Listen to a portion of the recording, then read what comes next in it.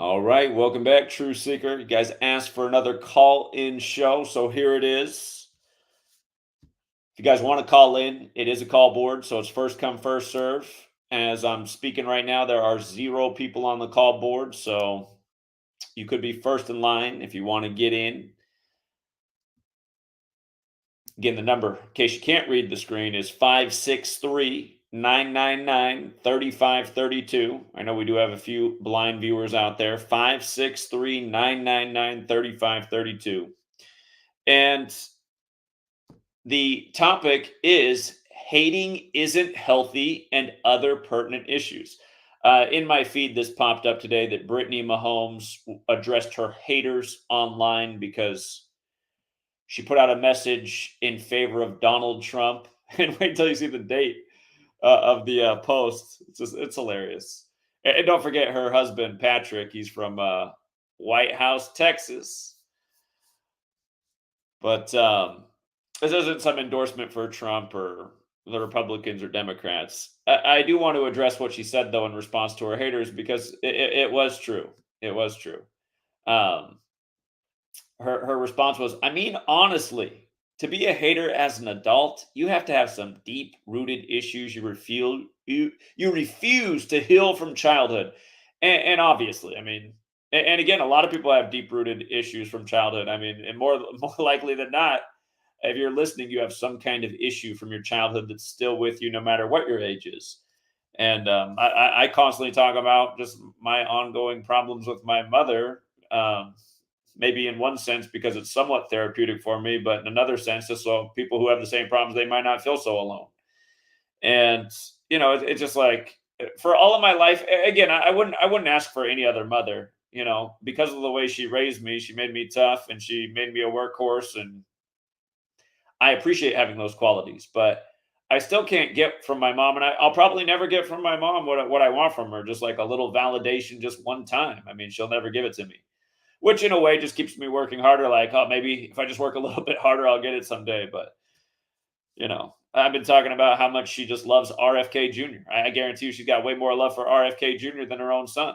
But she still can't admit that she's wrong about RFK Jr. and she can't admit that I'm right. And this is par for the course, so I'm not surprised.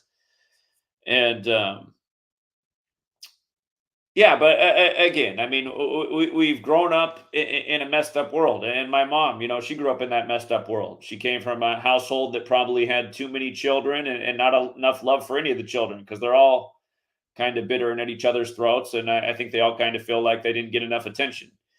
And her father probably got a little bit messed up because he was in the big war. He was in the big war before he had a bunch of children and raised a family. And you go through war, it messes with your head. And again, a lot of us in the United States probably have had several family members that have been in wars and got their heads messed with. Or if they didn't get their head messed with in a war, they might have got it messed with in the classroom, where the state over time has pulled people out of the household and put them in the classroom. And surely in the classroom, you're not getting as much love as you would have got historically from your parents.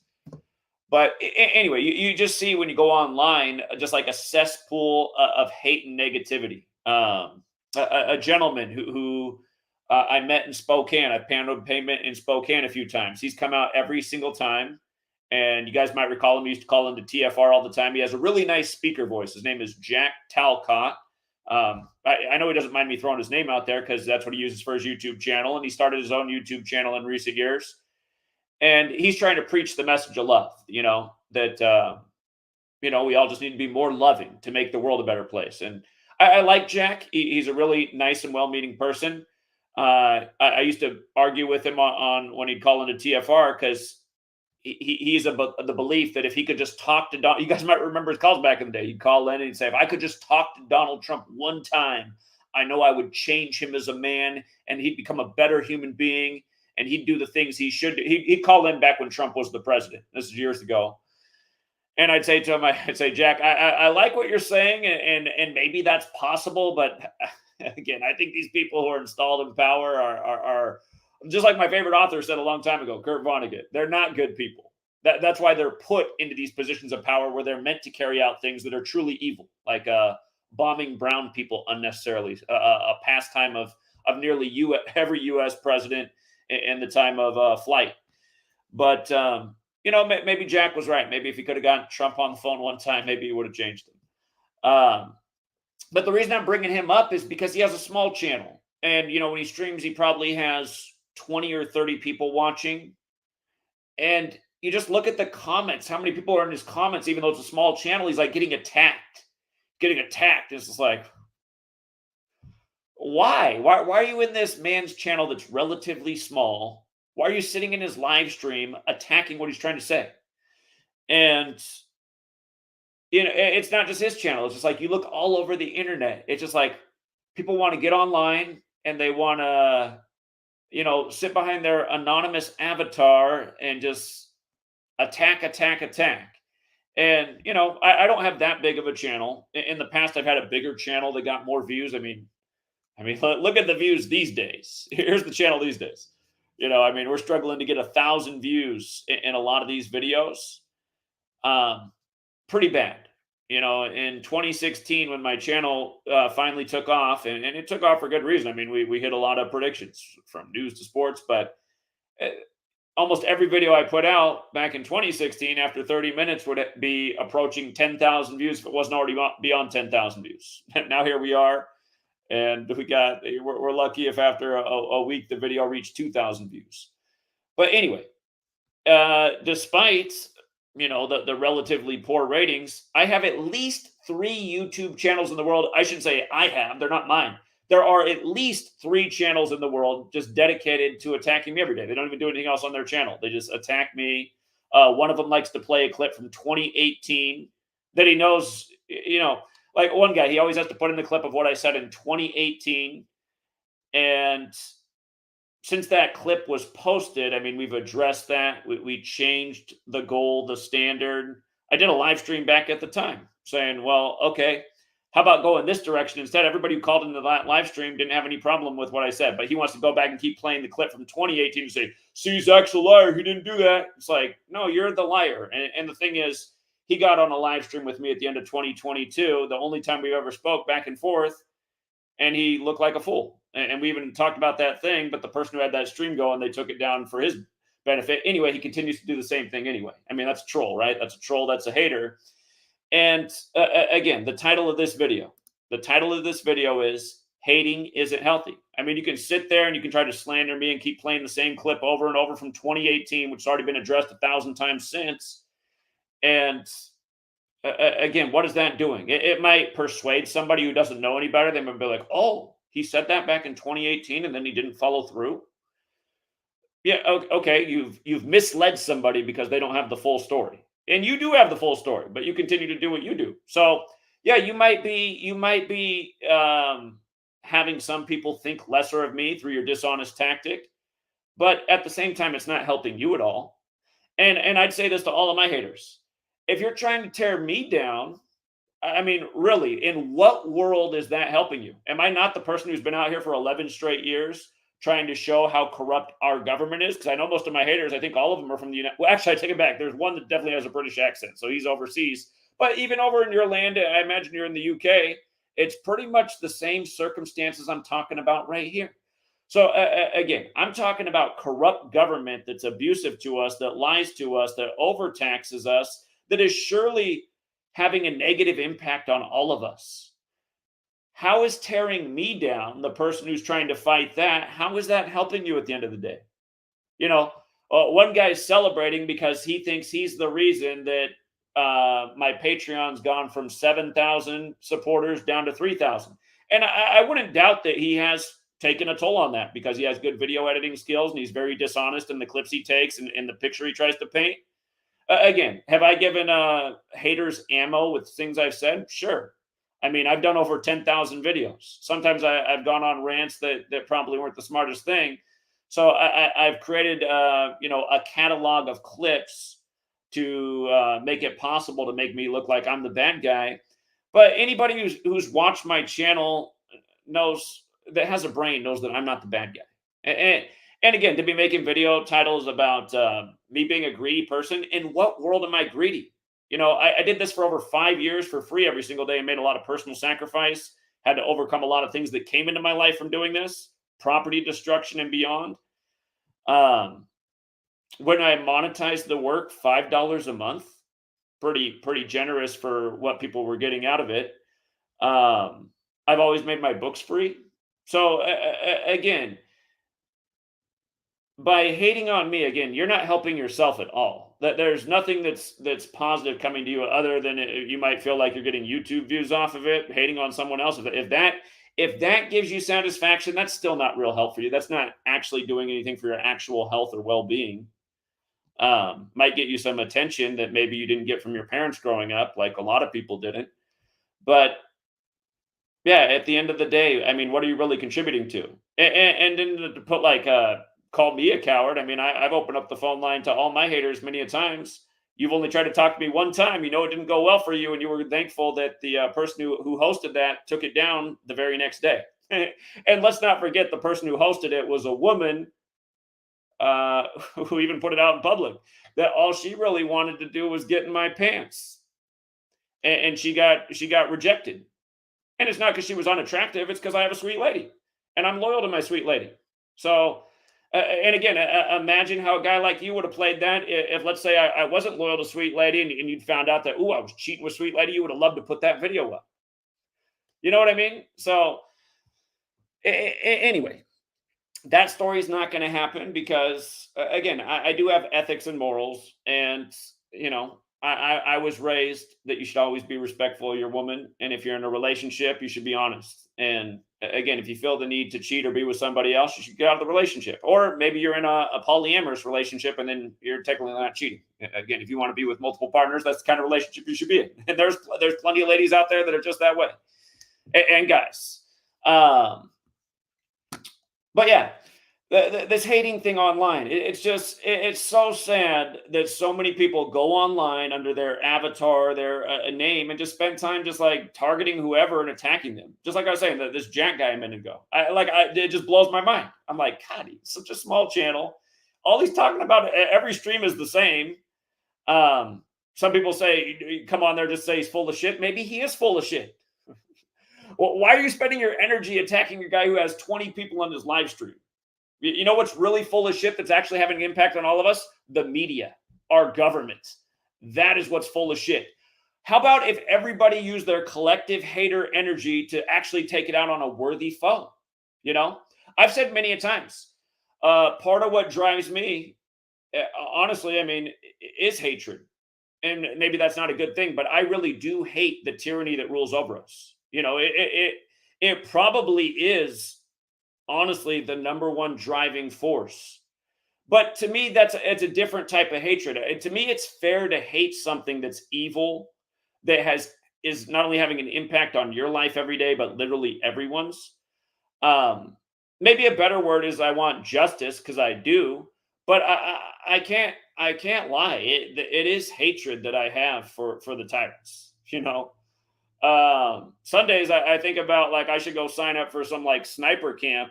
These are probably things you shouldn't say online, but I think you can probably imagine where I'm going with the rest of that thought. Because I would like to be Robin Hood with a long range, taking out these evil people that so many people are hoodwinked by. Hello, Democrats. Where were you getting revved up about what they were saying at the DNC about all the things their party will do if they get reelected? It's like, wait a minute, you're already in power. Okay, you don't have the whole House. But again, I mean, why aren't you trying to do these things right now? All these great ideas. Why aren't you trying to do them right now? And then if the Republicans hold them up, then isn't that real political ammunition to say, listen, we're trying to do all these great things, and the Republican Party, they're putting the wall on it. To fall for this crap that people fall for every election cycle. Oh yeah, if you just reelect us again, now we'll do it. And Donald Trump trying to come back. Trump's got 20 things he's going to do if he comes back into power. It's like, did he do any of those 20 things when he was in power? RFK Jr. right now, he says he's going to pair up with Donald Trump to fight censorship. That's weird, RFK Jr., because what I remember about Trump is he said he'd like to censor all of his opponents. And I know a lot of us got deleted for the first time on YouTube within months of him taking office. I got taken down on Elon Musk's birthday, and I know that wasn't an accident, because as soon as he took over Twitter, I had more censorship on that account than ever. Again, go on Twitter and try to write the phrase synagogue of Satan right now. See what happens. Nobody sees it. It's a banned phrase on Twitter right now, or X. You can't say synagogue of Satan. That's weird. Elon Musk won't let you quote from the Bible. Weird. So yeah. Anyway, this thing about haters. Oh, by the way, this Brittany Mahomes thing. She had to tweet about Donald Trump on the 13th of August. Like 13/8, like 138, like how Donald Trump equals 138. Remember, Mahomes comes from a baseball family. His dad used to be in the MLB. Remember when the Nationals won the World Series 138 days after Trump's birthday, and Nationals equals 138, like their manager Dave Martinez, and we had all that called before the playoffs even began. It was a nice big fat payout for a lot of people who weren't hating.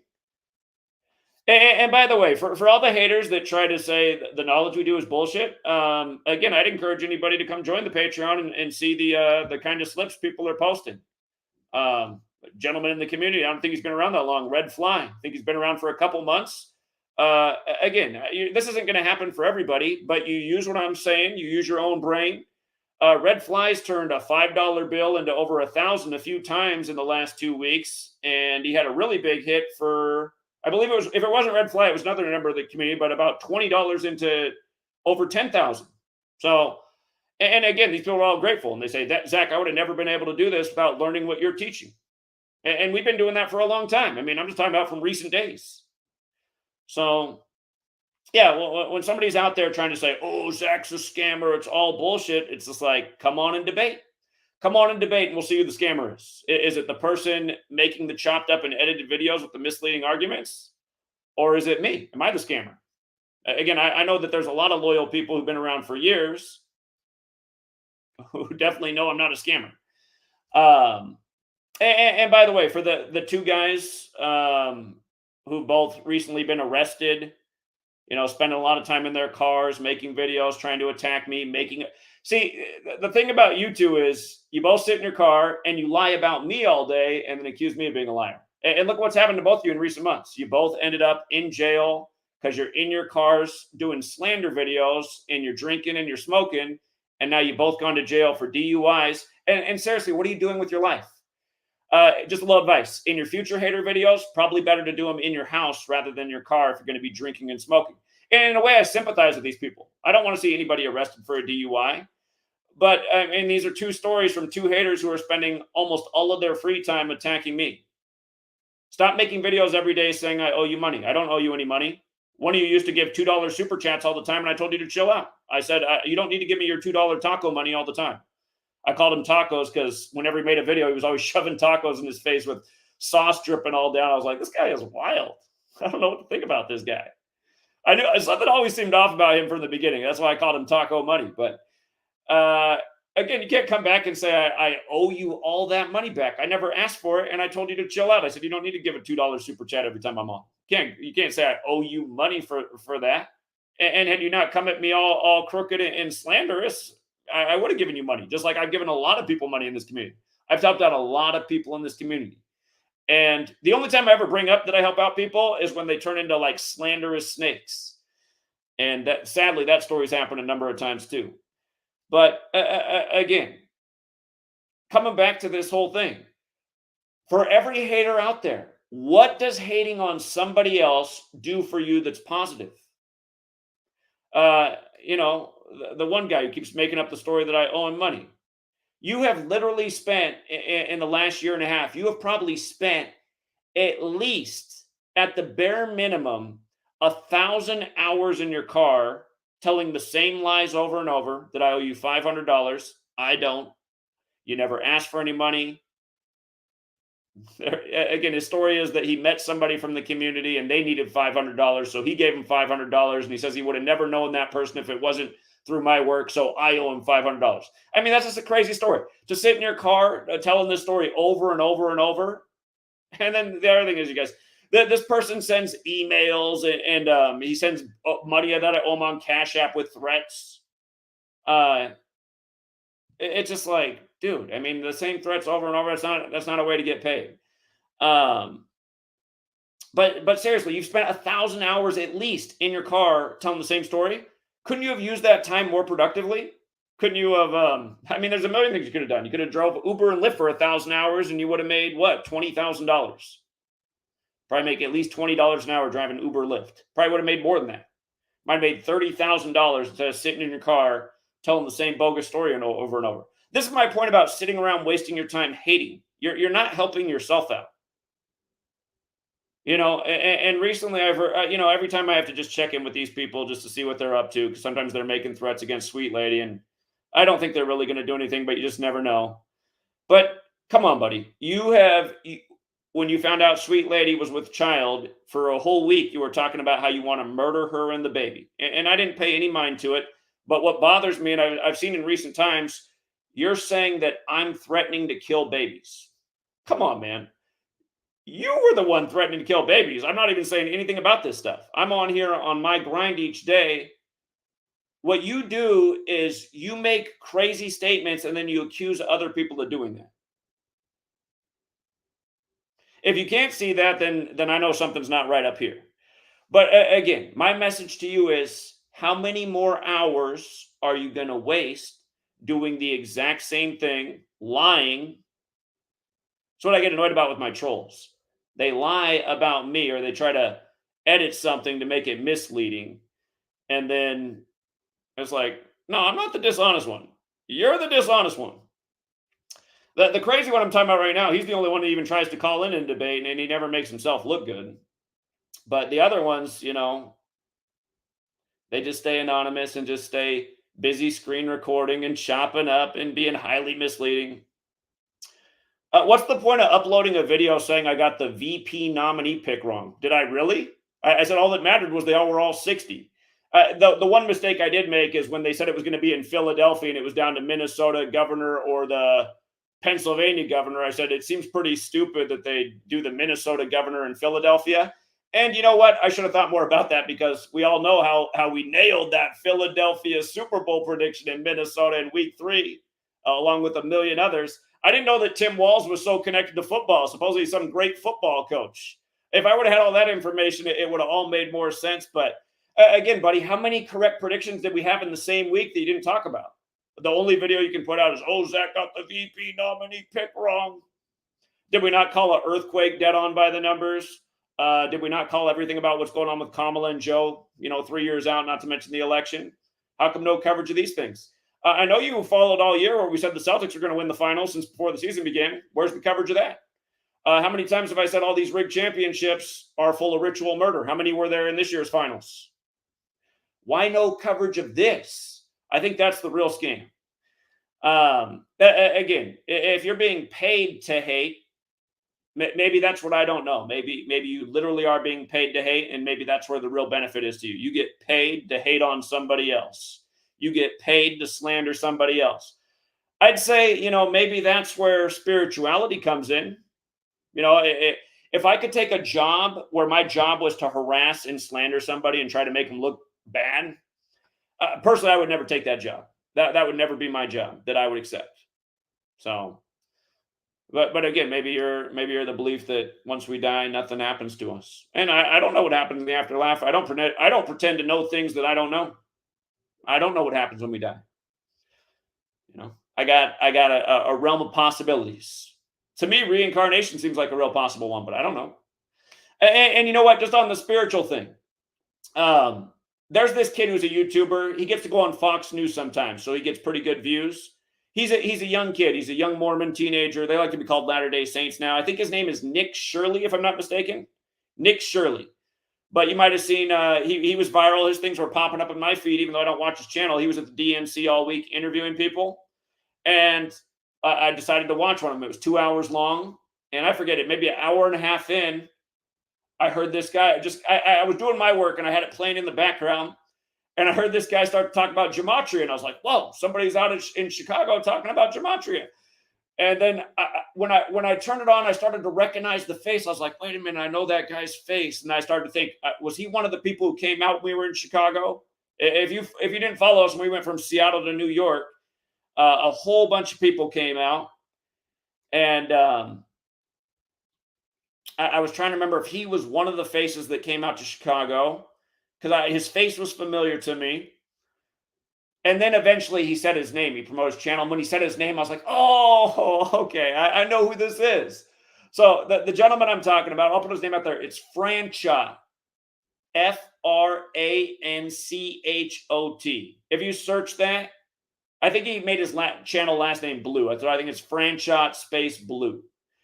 But so about a year and a half ago, somebody let me know I should check out his channel because he was giving me a lot of credit that he was learning gematria from me, and he found it very fascinating because it tied in with his work on colors and patterns and ritualism. So he was learning gematria from my channel, and then so I left him a comment, and him and I got in contact through email, and we were going back and forth, and then we gave each other phone numbers, and we were going back and forth and sharing information. And then he asked me to do a live stream on his channel with him, and I said, sure. What day, what time? So we set the date and time. And about an hour before the stream, he calls me up and he says, hey, sorry, I got to cancel the stream because my subscribers said that you're not a believer in Jesus. And he said, is that true? And I said, well, I was raised Lutheran. I said, I still go by the golden rule and the teaching of let the truth set you free. And he's like, so, but you don't believe in Jesus. And I said, well, not really. And he said, well, if that's the case, then I cannot have you on my channel. So anyhow, him and I we haven't talked since then. But then when I saw him on this guy's channel, I saw his video and I left a comment for him. I said, hey, thanks for getting out the word about gematria in Chicago on that stream, because I think a lot of people saw it. And then I noticed when I left the comment, it was starting to get likes in his little, his comment feed. And then I went back to check on it like the next day to see if he'd responded, and the comment wasn't there. So I thought, did YouTube take down the comment? But usually when a comment starts to get likes, it's not shadow banned, and it usually stays there typically. So when I went back and saw the comment was gone, he put up a new video on RFK Jr. endorsing Trump, and he had a little decode on that. And he missed the 220 piece. He didn't understand the meaning of 220. He saw it was 220 days, but he didn't know what it meant. So I said, just so you know, the 220, I said, Donald John Trump equals 220, and left him a few other notes about Trump and the inauguration in 220. And I noticed once again, started to get some likes. And then next thing I know, the comment's gone. The comment vanished. And the one other thing that I noticed about him is, back when we were going to collaborate, he was giving me credit for learning the work. But what he's now saying in his videos is that he's known about gematria since he was a small child. And keep in mind, this man's probably in his 60s. So I thought, how interesting. So now he didn't learn it from me, who he used to credit it to. Now he's known it since he was a child. And this is what I mean about just like, again, you guys, part of the reason I left the church is because I know most people within the church in my community were just fraudulent people, and they weren't really about nothing other than themselves. And really, most religious people, I think all it is ego. It's childhood indoctrination, and then you grow up with your childhood belief, and you think your belief's better than everybody else's, and then it just leads to division. I mean, I've been saying the same thing over and over about religion for a long time. I think this guy's a classic example. But see, what I observe now is here's the holier-than-thou Christian, right? Who's deleting my comments where I'm not even being rude. I'm sharing information. He's now changed the story. He can't give credit to where he learned from. Now he's telling a fib about how he's known it since he was a child. So again, you guys, when you come at me with your religious stuff, I just take a look out at the religious world, and I don't see people that are better than me. I don't want to say I'm better than them, but again, and he's not the first one. I mean, how many people are now doing gematria who are religious, who like to take shots at me because I don't believe in the same religion as them? Again, this religion brings about the whole haterism too. My message has always been, can we not unite in things that are undeniable? Can we not unite for a common purpose? Can we not see that we are a people who are literally being ruled over by tyrants? For people who don't understand what the meaning of tyrant is, the man who coined the term, which philosopher was it? I can't even think of the philosopher's name right now. I want to say Aristotle, but it might not have been Aristotle. It might have been Plato. It's one of those guys. But the person who coined the term tyrant, what they said it is when the government doesn't work on behalf of the people, they work on behalf of themselves. And no doubt that's what we have. I mean, and again, to add to that, if your government's lying to you to control you, that's tyranny. If your government is taxing you for their own evil uh, agendas, that is absolute tyranny. And we know that these are the things that are going on in our nation. So again, here I am for a person for 11 years has pumped out information to try and counter tyranny. There's been a lot of consequences for it. And again, now we're at a point where the message reaches almost no one. You know, the views are putrid here in 2024.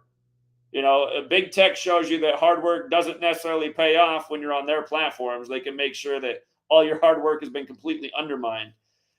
But it's like, despite where we are, we still have the haters just spending so much time also trying to tear us down further.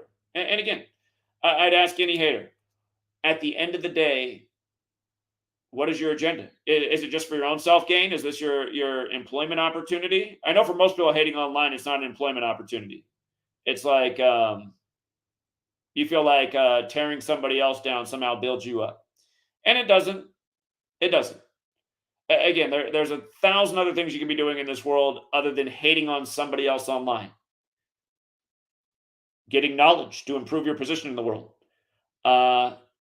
exercising, learning a new skill, working harder at your occupation to get further ahead. So maybe you don't even have to be at that occupation anymore. You can start your own. Well, I guess you could be self-employed. That'd be your occupation too. So anyway, I've made my points. Let's see who we got on the line. And again, if there's any haters out there, your chance to call in and make your case. And once again, you can ask me anything you want to, because I got an answer for all of it. What's going on, 352? You're first up.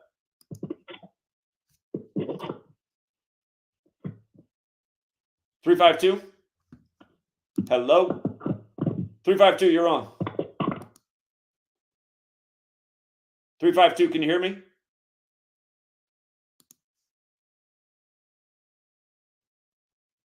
Okay. Let's try out the next caller, because 352 is not saying nothing. 347, what's up, 347? Yes. Hello? Yes. Yeah, what's going on? Do you hear me? Yeah, what's up? You hear me, Zach? I hear you. Okay, my name is AJ. I've been watching you since 2020, the day after Kobe Bryant died. I met you in New York on 9/11, 2022. Okay. We spoke before back in I think it was last year on November 1st. You could go back to one of your streams. It was 11/1, and we spoke at about an hour and 13 minutes into the live stream.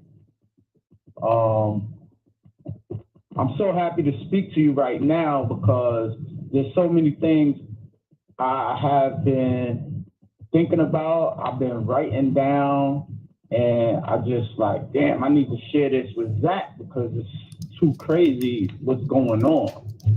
I grew up in Coney Island, Brooklyn, New York, and I went to school with two NBA players. One is Sebastian Telfair, one is Lance Stevenson.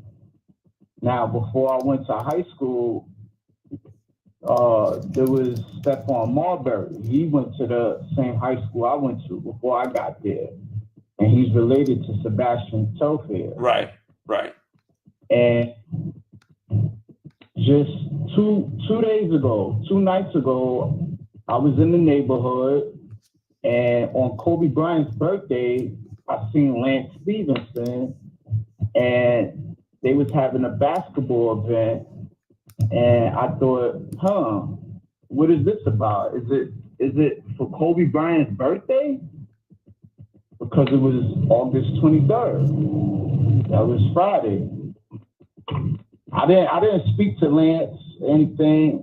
I spoke to a few other people, but I'm just thinking about it. Why is Lance Stevenson out here on Kobe Bryant's birthday? And I'm like, okay, yeah, Zach put so many things together that it makes sense why Lance Stevenson would be in the neighborhood today. doing a basketball event on Kobe Bryant's birthday. But anyway, I want to give you a little information about myself. My name is Alonge Johnson. I'm born February 7, 1985. You can look it up and you're going to see date numerology that is going to maybe blow your mind in some ways or another, because it definitely blew my mind when I see the numbers, because you be talking about the numbers so crazy and I'll be like, damn, how do I have these numbers? And then the day that I'm born is on February 7th, which is the 38th day of the year. And that year, my father was 27 years old. And then him and my mom named me Alonge, and that equals 27. So I'm like, what are the odds of that? See where I'm coming from? I do, but it's all off topic. Isn't really the conversation right now. Well, look, I apologize if I'm not on topic, but I'm trying to share something with you in the community that I think might be important to what's going on, because I'm from New York. I'm born and raised in New York. And not too far where I grew up, they have a Trump village. I've been leaving comments on your streams and trying to, connect with you. And I'm like, whoa, how is all of these things happening in the time they happening, So I would rather talk to you in person if you ever come back to New York, because I met you when you came to New York in 2022. I was there on 9/11. And I tried to have a conversation with you, but you had so many people around you that it wasn't even possible. So I wasn't able to get into deep conversation with you, but I hope the next time you come out here, we could talk about some things, because there's a lot of things that I would like to share with you. I think it'll help the community out. And I've been writing a lot of things down. I'm working on a manuscript. I'm trying to get a book published. I'm not going to give you the title until we meet in person. So whenever you come to New York, you take my number and you call me. And you let me know, so I know you'll be there and we can link up and we can share some things. That's it. All right. Well, I do intend to come back to New York, hopefully sooner than later, and appreciate you reaching out. Thank you. Well, you take my phone number. Do you have my phone number? It's on the screen. It's not on the screen for everybody to see. I can see it. Here, I took a screenshot of your phone number, so I have it. All right. So when you come to New York, you call AJ. My name is Alonge Johnson. I see you in the chat. Comments on. Yeah. No, I see you leave a lot of comments. I appreciate that. That helps the algorithm. I see your comments in the chat constantly. All right, cool. So you know who I am. I'm not no troll, no shill, none of that, bro. I don't got time for that. I have a family to raise and take care of, and that's all I'm trying to do is keep my people alive and strong. And you're helping me. You've been helping me since 2020, because I never knew about this information until after Kobe Bryant died, and he died on my older sister's birthday. I see. And ever since then, I was mind blown, and I was like, whoa, I got to link up with this guy. All right. I'm not going to take any more of your time. Just when you have the time, please call me so we could talk about some things, because there's a lot of things that I would like to share with you, Zach, on some real stuff. Okay. All right. I got your number. I appreciate it. Thank you. Thank you. All right, take care. All right. Again, I mean, it happens almost every time that I do a call in. It's very hard to get people to call in on the topic. And again, I mean, you're watching a stream, you're into the topic, and then you take calls, and then everybody's talking about everything but the topic. What do you think happens to your stream? People start just shutting it off. They're like, oh, this doesn't have anything to do with anything. That's the topic. And then that's bad for the content creator too. So if you call in off topic, you're doing me a disservice. Okay. Remember that. Let's go out to 414. And you guys, I mean, I don't want to pass blame around. 414 just dropped off for whatever reason. If you want to call back in 414, I'll put you back up because you were next in line. I went to your call and just dropped off. But remember, you guys, I don't want to put blame out there. Two things happened because I was going to start doing the what do you call it? The podcast. And two things happened. One, when I start putting out episodes, it takes time to do all the stuff, and I don't have enough time in the day. And then it got like no views. People couldn't even go out there just real quick and click, even though I provided the link. And I said I needed that kind of help to get it up in the algorithm so people find it. Didn't happen. So I was like, this is too much time for too few views. But then the other thing was I tried to take some calls on those things, and just all the calls that came in were never on topic. And I was like, this just kills the whole flow of the podcast. So I don't know if it's a troll thing. I don't know if that it's like a real form of trolling to just call in. And I hear that line a lot too. I don't want to take up any more of your time. And then so just right there cutting off, then you start talking some more. When you say, I don't want to take up any more of your time, that should be the end of the words coming out of your mouth.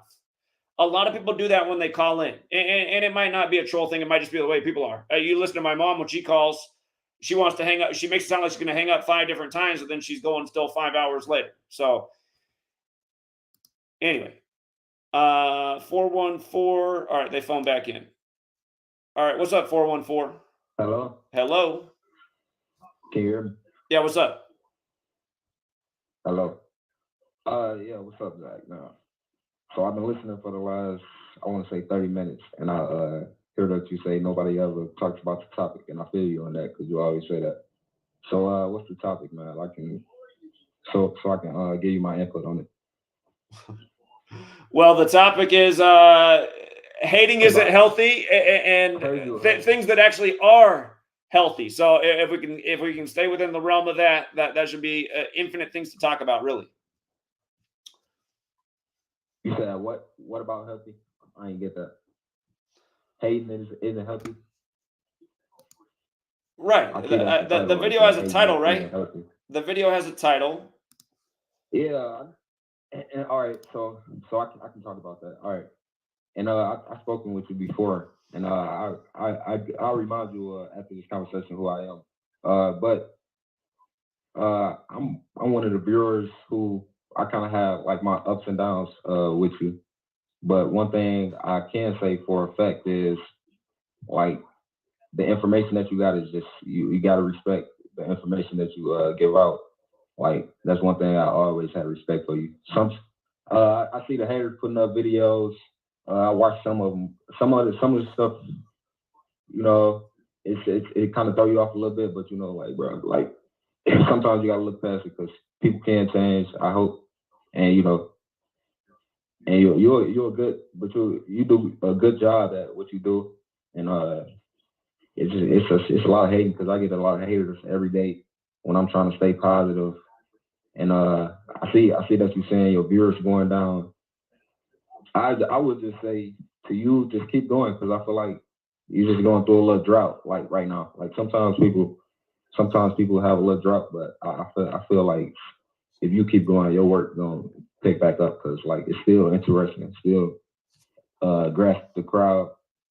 I wanted to put my own input. I see that you're on channel 25 right now, and that's actually real interesting. I won't even say what I was about to say, but what do you think about secret societies? Like, do you think they possess like ancient knowledge or something like that? Obviously, that's what they're pretty much all based in. What do you think? What do you think is so secret about it? Is that they got to keep it secret? Well, if it gives them an advantage in the world, I suppose that'd be part of the reason to keep it secret. The secret weapon. Do you think that they select? How do you think they select who joins the society? Do you think they select through a bloodline, or is it by birthdays if you're significant? Because I know you say that they do sacrifices by. Well, hold on. Usually, I mean, I think the answer to this question is a lot of people. Okay, we've all been in the situation where somebody wants to be with us because they want to get something from us, because we have something to offer them. So that's the real benefit of them having a relationship with you. There's something you do for them that helps them out. So I think if you're in a secret society and you're recruiting people and you have a cause, you want people that are going to help you in your cause. Bloodlines are obviously part of it. That's a family thing. So that's passing down the tradition. But yeah, if you're going to bring people into the network. All right. So to that, I'll say this. Okay. So if they want, so basically you selling your soul basically for, well, not even selling your soul. I won't even go there. You say they for money. Most people do it for fame, money. What about the people who don't do it for fame and money? What do they get? Do you think it's the They do. They get like me. They get like me. They get like maybe 1,000 views on their YouTube channel. What about the ones who don't want to do it for fame though? Like that's what I'm saying. I don't want to do it for fame. No, I'm not trying to do it for fame. Hold on. Ask the question again. Maybe I didn't understand it all the way. I'll pass up that question. I think we got talked on that for a minute. But back to what I was saying is it's significant that you're on channel 25. You know who I am? I don't. I'm a guy who, man, how your life? I actually know, like, you don't know who I am, but how your life been since I put you on the composite? I still don't know how to say it. Composite. You put me on what? The composite number. I don't know what you're saying. You put me on what? The composite number. You remember that stream where I was telling you that you never talk about the other numbers, the opposite of the prime numbers. You know what that is. Composite numbers. Composite numbers. Hey, a lot of people are running wild with the composite thing. There's definitely something to it. Yeah. How you like that? I know I should get an award or something, right? Well, I mean, the award is helping people understand further. I mean, that's the automatic reward. You're helping set the world more free. No, I'm talking about directly to you, though. Directly to you. I know you think like I contributed back straight to you, like directly, because you contributed to me, so I contributed in knowledge. Right. Well, and that's what's supposed to happen. That's exactly what's supposed to happen. You put out information, you help somebody else out. If they can add to it, they should help somebody else out. So. Yeah, man. I just wanted to say because that life's been good my way, buddy. So.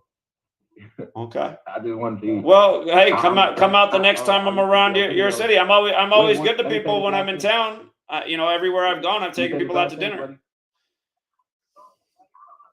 I was about to say, damn, I forgot what I was going to say. Fuck it, go ahead, Zach. Well, I'm just saying. I mean, next time I'm in your neck of the woods, come out. I've always helped out everybody in person. I always take everyone out to dinner. No, I'm a private person, buddy. I'm always off the radar. I like how you do it though. I don't know what I'm gonna do after you leave your channel and shit. I'm gonna miss the shit out of this channel. I don't know who's gonna take over the legacy, man. Well, I don't plan to go anywhere. I don't plan to go anywhere. So I'm saying, like, shit, this shit gonna continue on for the next 20 years. You're gonna be doing this shit till you 60, something, right? That's it. I plan to live to 100, so I'll be here for 59 more years at least. Holy shit. All right, Zach, man. All right. Appreciate it, 414. Yeah.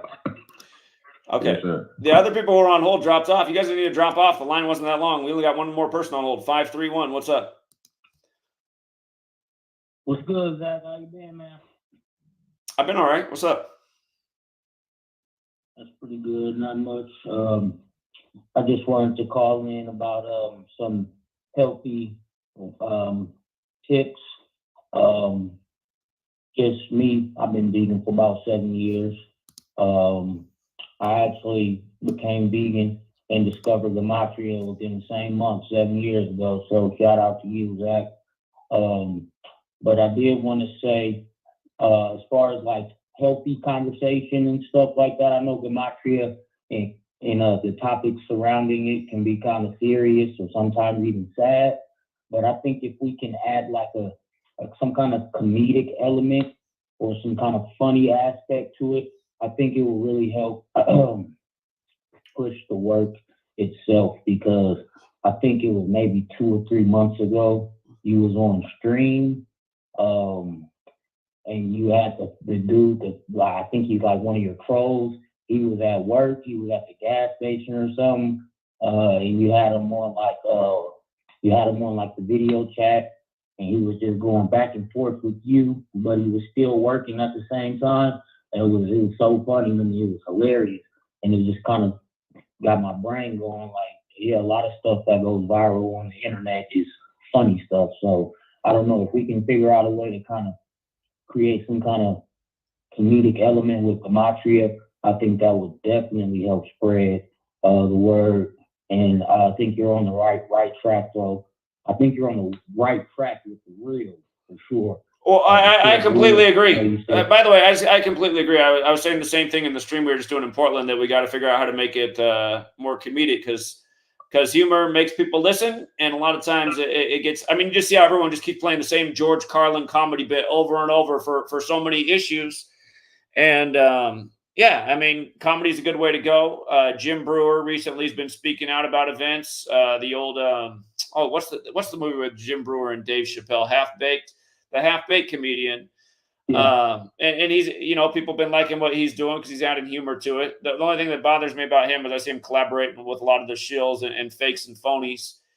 And, it's like, why isn't Jim Brewer working with us instead of frauds like Anomaly? I mean, that's what makes me sad. And I'm pretty sure Anomaly, he's like a Z-list celebrity, but somehow, some way, he's in the network. And he's another guy who's just constantly taking shots at my work. And it's like, why are you taking shots at my work? Look at you. You still believe in the political system. But right. But yeah, no, I've been thinking about figuring out how to put comedy sketches together, like playing characters. You know the channel Crank Lucas? Yep. Yeah, I think Crank Lucas is hilarious. And he does just nonstop skits doing different type of characters, and obviously a super creative guy. I mean, you could argue that Crank Lucas is the greatest rapper in the history of the world. And I know YouTube's working against him, because he should have way more than 1 million subs, that guy. I mean, he's funny, he's hilarious, he's putting out nonstop content. So, but what he does for kind of, he's like, I think his thing is just kind of ripping on how, as time goes on, the quality of hip hop music goes down more and more. But to me, it's hilarious to watch the way he puts it together. If we did something like that, Crank Lucas inspired, but for the truth community, it could be successful. So I've been thinking about that. Yeah, definitely. He's been doing it for quite a while, at least 10 years, 10, 15 years. So he should definitely have more just due.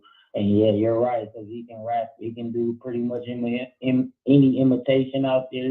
He's extremely funny. But yeah, Zach, we should definitely think of something, funny ideas to kind of, like, I don't know,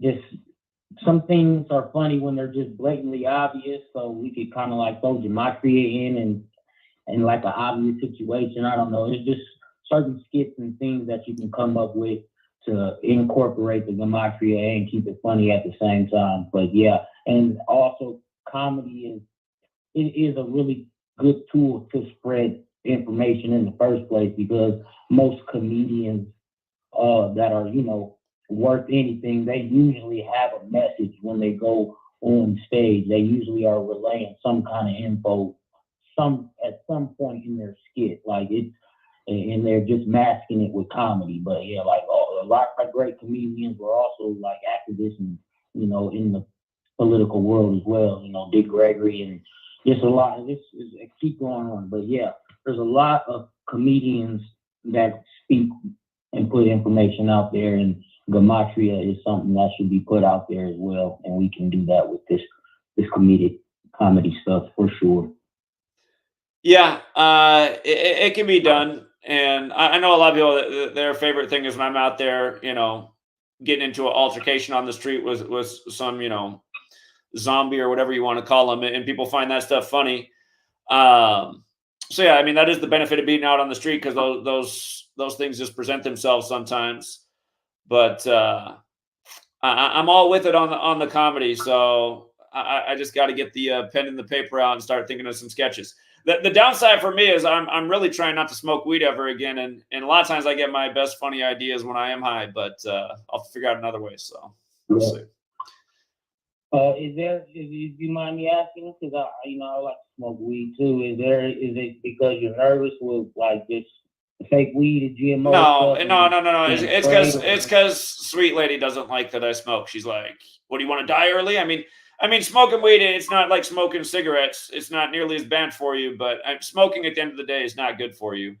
So that's just the bottom line. Sure. I've been smoking weed since I was a teenager. I'm 41 now, so I mean that's 20 some years of smoking.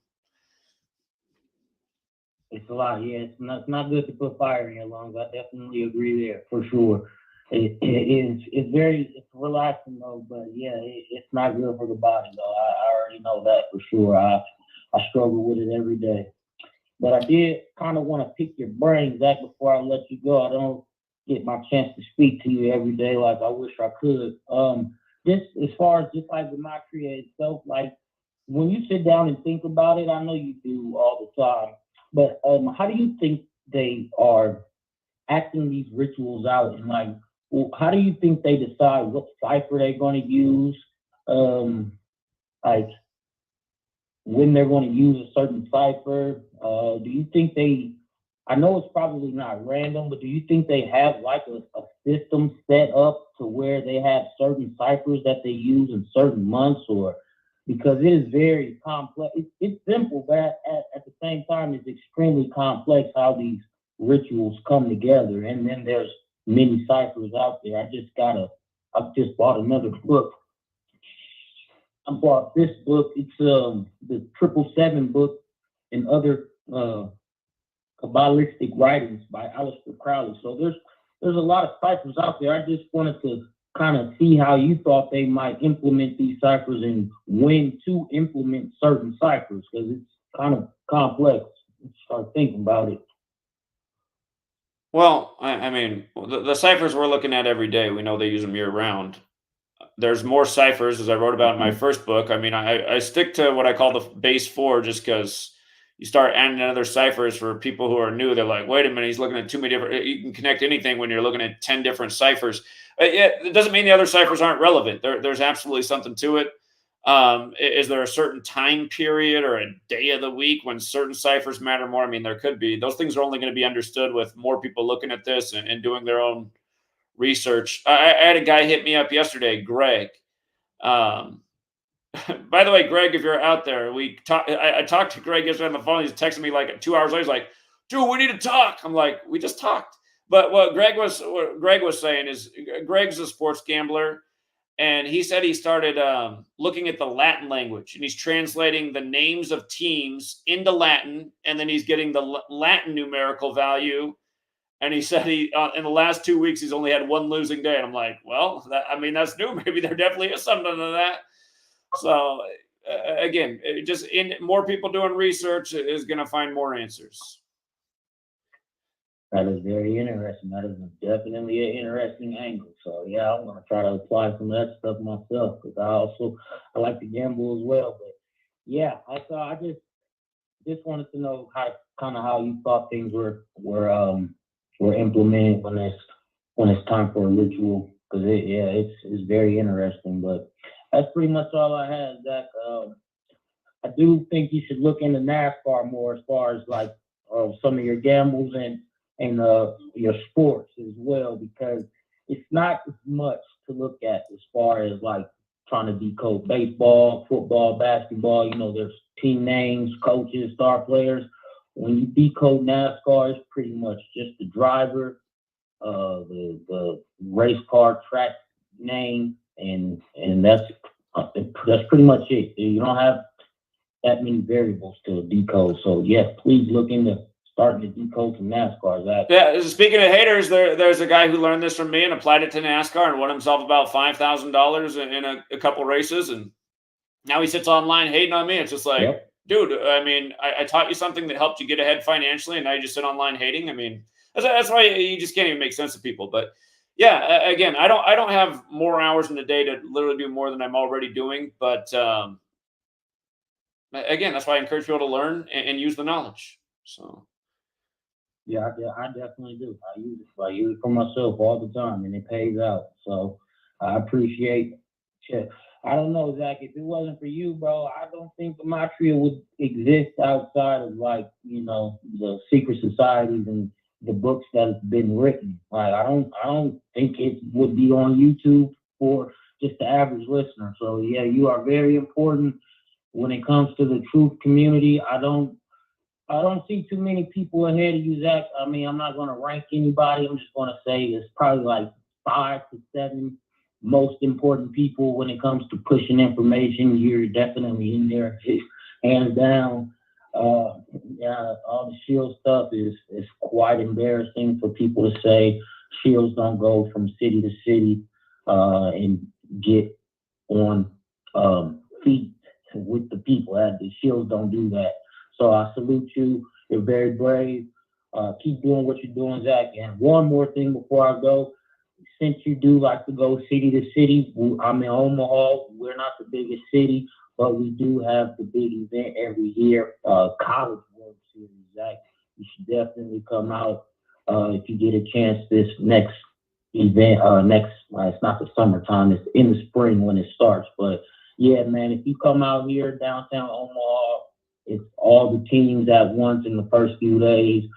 You can get a lot of listeners, and in Omaha, the way it's built and set up, you're going to attract a lot of people to listen to you with that loudspeaker, bro. It might be one of the biggest crowds you generate, and there's going to be people from different regions of the country because it's the World Series. A lot of teams are going to be there, so yeah, that I would advise you put that down on your calendar next year, 2025 College World Series Omaha. It's actually a nice spectacle, you know, and you can come and see the city. It's pretty decent, but yeah, keep that in mind, Zach. All right. If I can get my dad to get off his ass, he'd probably like to go see that. He's all about the baseball. So, all right, man. Appreciate it. Yeah. Okay. Yep. All right. Good talk. All right. Take care, 531. All right. We don't have anybody else on hold. So, I don't know. You know, the guys out there screen recording right now can't wait to make their next hate piece. Why not call in and, you know, show off to your audience? Show you called in and smoked me on the screen. You won the debate. Let's hear it. Come on, come on. I said there's 3 people in the world dedicated to making videos. There's really more than 3 people. There's 3 people who are good at making videos slandering me. I'll give them their credit. And the reason I say they're good is because they've taken the time to screen record. Got about a gazillion hours of video. They've clipped out just the right things, and then they have video editing skills. But why not? Why not get the video where you're in on the stream? You know, like hammering home your point. Let's hear it. Let's hear it. The line is open. So,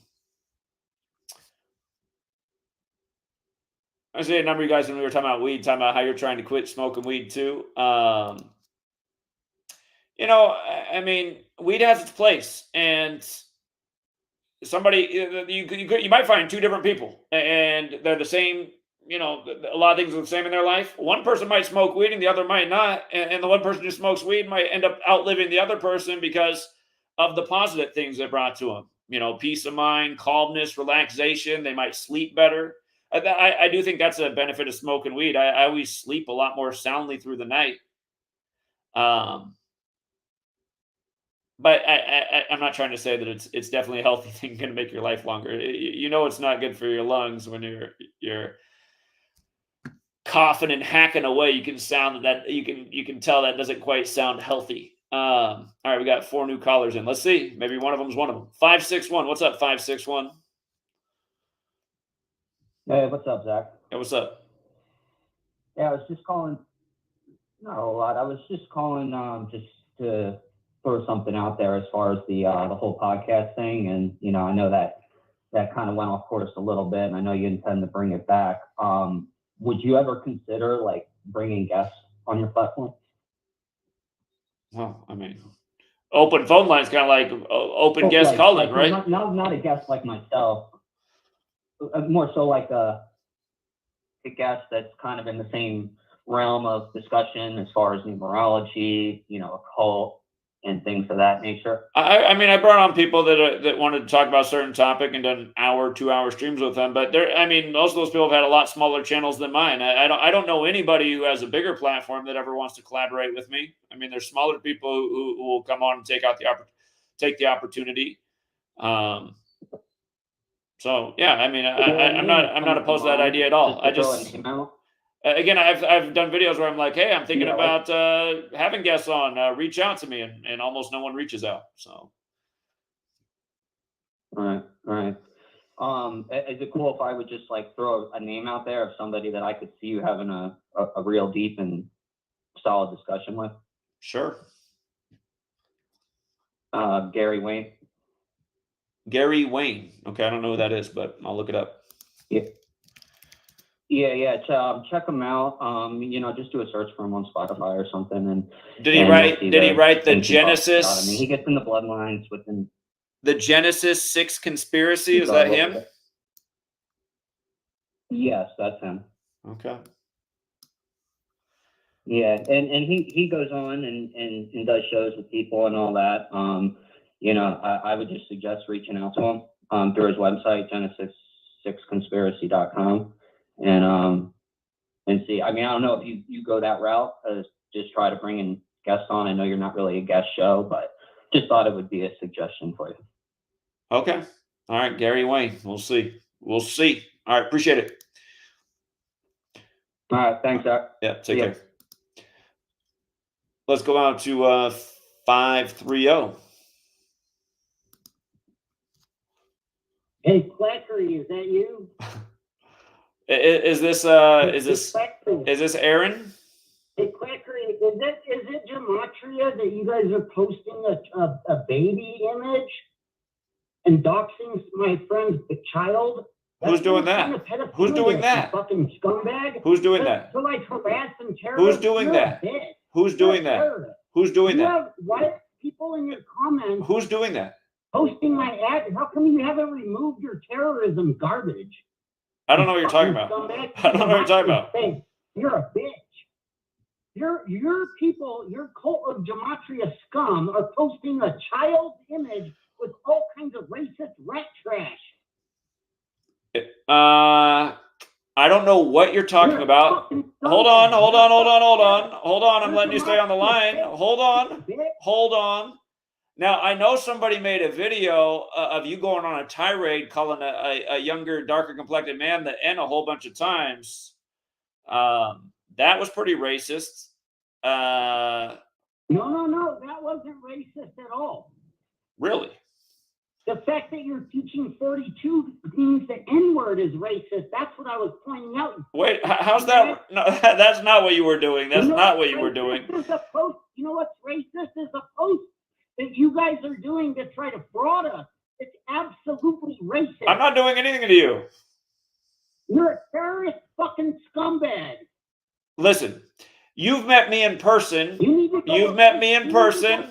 Hold on. You've met me in person. Hold on. You've met me in person. The only thing I did for you when we met in person was promoted your channel. True or false? You're a human piece of garbage, Zachary K. Hubbard. You're a terrorist. Fuck you. Hold on. We've met in person. The only thing I did to you was promoted your channel, correct? After you told your whole cult of fucking fake Gematria scum to 86 me. That never happened. That never happened. That never happened. That absolutely happened. I have a video clip of it, you terrorist piece of garbage. No, when you played that. Hey, hold on. Cuts. I've watched enough cuts. True. Hold on. That woman who you were collaborating with, she even said to you on your own stream, she said to you, Cuts. She played the clip and she said, Zach didn't say that, Cuts, and you got mad at her and you kicked her off and now she doesn't do the stream with you anymore. PD&E has teamed up with that individual. Fuck you. But again, that even your own collaborator said that didn't happen, and then you got mad at her because she told you the truth. No, they're doing it. They've been doing it 24/7. Fuck you. I haven't done anything to you, Cuts. On your behalf, in the name of Gematria. They don't do it on my behalf. I've asked them to stop. I've asked them to stop. They don't do it on my behalf. They do it because they're lonely trolls as well. Somebody record this motherfucker. Somebody set this motherfucker up. Fuck you. All right, hold on, Cuts. I got to mute you for a second. I'll give you another chance there in a second. Okay. Again, you guys, this person is who I was talking about earlier. He spent at least 1,000 hours in the last year and a half saying the same lies over and over, and they are lies. Everything he says is not true. All I ever did for him was promote his channel. Again, Cuts, maybe if you were just honest about things, it'd help you move on. Cuts, when I bring you back on, this is the only question I want you to ask. When you started trolling, you actually stopped, and your friend, the Matrix, gave you my number, and you called me, and you apologized, and you were honest. You told me that you'd been doing too much cocaine, and you said that was really the reason for your behavior. But then within weeks later, you went right back to trolling, and then just it hasn't stopped now for like about a year and a half. So what I just said, is that a lie, or can you admit that that's true, that you called and apologized, and you said that you'd been using too much cocaine, and I told you better stop, man, because that stuff can really take a toll on your heart. I know a young girl when I was at Arizona State who really messed up her life with coke. A lot of coke down in Arizona. But again, am I lying about that, Cuts? Because I know sometimes you actually are honest. Did that not happen? Did you not call and apologize and blame it on the cocaine? I was wrong to apologize to you. I was absolutely right about you since fucking day fucking one. You're a fucking scummy, lying fraudster that pushes gambling. That's the definition. I don't push it. Show. I don't push gambling. I don't push gambling. Why not gambling? That's not true. And drugs, you fucking chill, bitch. Okay. You crackhead fucking scumbag. You were smoking crack. No. No. Cuts. You smoked crack for the 9/11. Cuts. I don't even understand why you make up these false allegations. That were threatening me, you fucking scumbag. You deserve fucking the worst possible fate. Fuck you. Here, Cuts. Here's my question. What is it going to take for you to move on with your life? And instead of spending so much time attacking me, what's it going to take to just move on to the next phase? I know you're mad that the relationship didn't work out. Why not go out and find another woman? There's plenty of fish in the sea. You're a fucking Gematria prostitute, every single one of you fucking scum. Your Gematria is fake. You're a human piece of trash. You're a fucking terrorist. Fuck you. This is a cult. This Gematria shit is straight rat garbage. No, Gematria is not in English. It's fucking Hebrew, you stupid fucking garbage head fraud. Fuck you. Okay, so you've said that the same thing over, like, literally. I mean, in the last year and a half, you probably said the same things thousands of times. So how many more times do you have to say the same things before you move on? Didn't Charmed One show you the terrorist, racist comments? You guys were rat doxing me, and you haven't removed it. I don't know what you're talking about. Do you not know how to fucking read? I don't know what you're talking about. That's a good representation of Gematria, that you're a fucking baby targeting terrorist racist. Good fucking job, you stupid fucking scumbag. Here, if you guys want to, if you want to check into his channel and help him get some more subs, give him some feedback. Here's his channel, you guys. Curse on you and your fucking families. Fuck you. Curse on you and your fucking families, you fucking scum. Hey.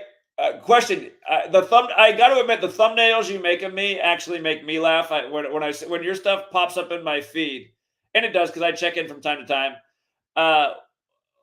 Like, what are you making these thumbnails in? Curse on you and your family, you fucking terrorist, scumbag, human piece of garbage. Fuck you. That's what it is. What program do you use to make the thumbnails? I use like 5 different fucking apps.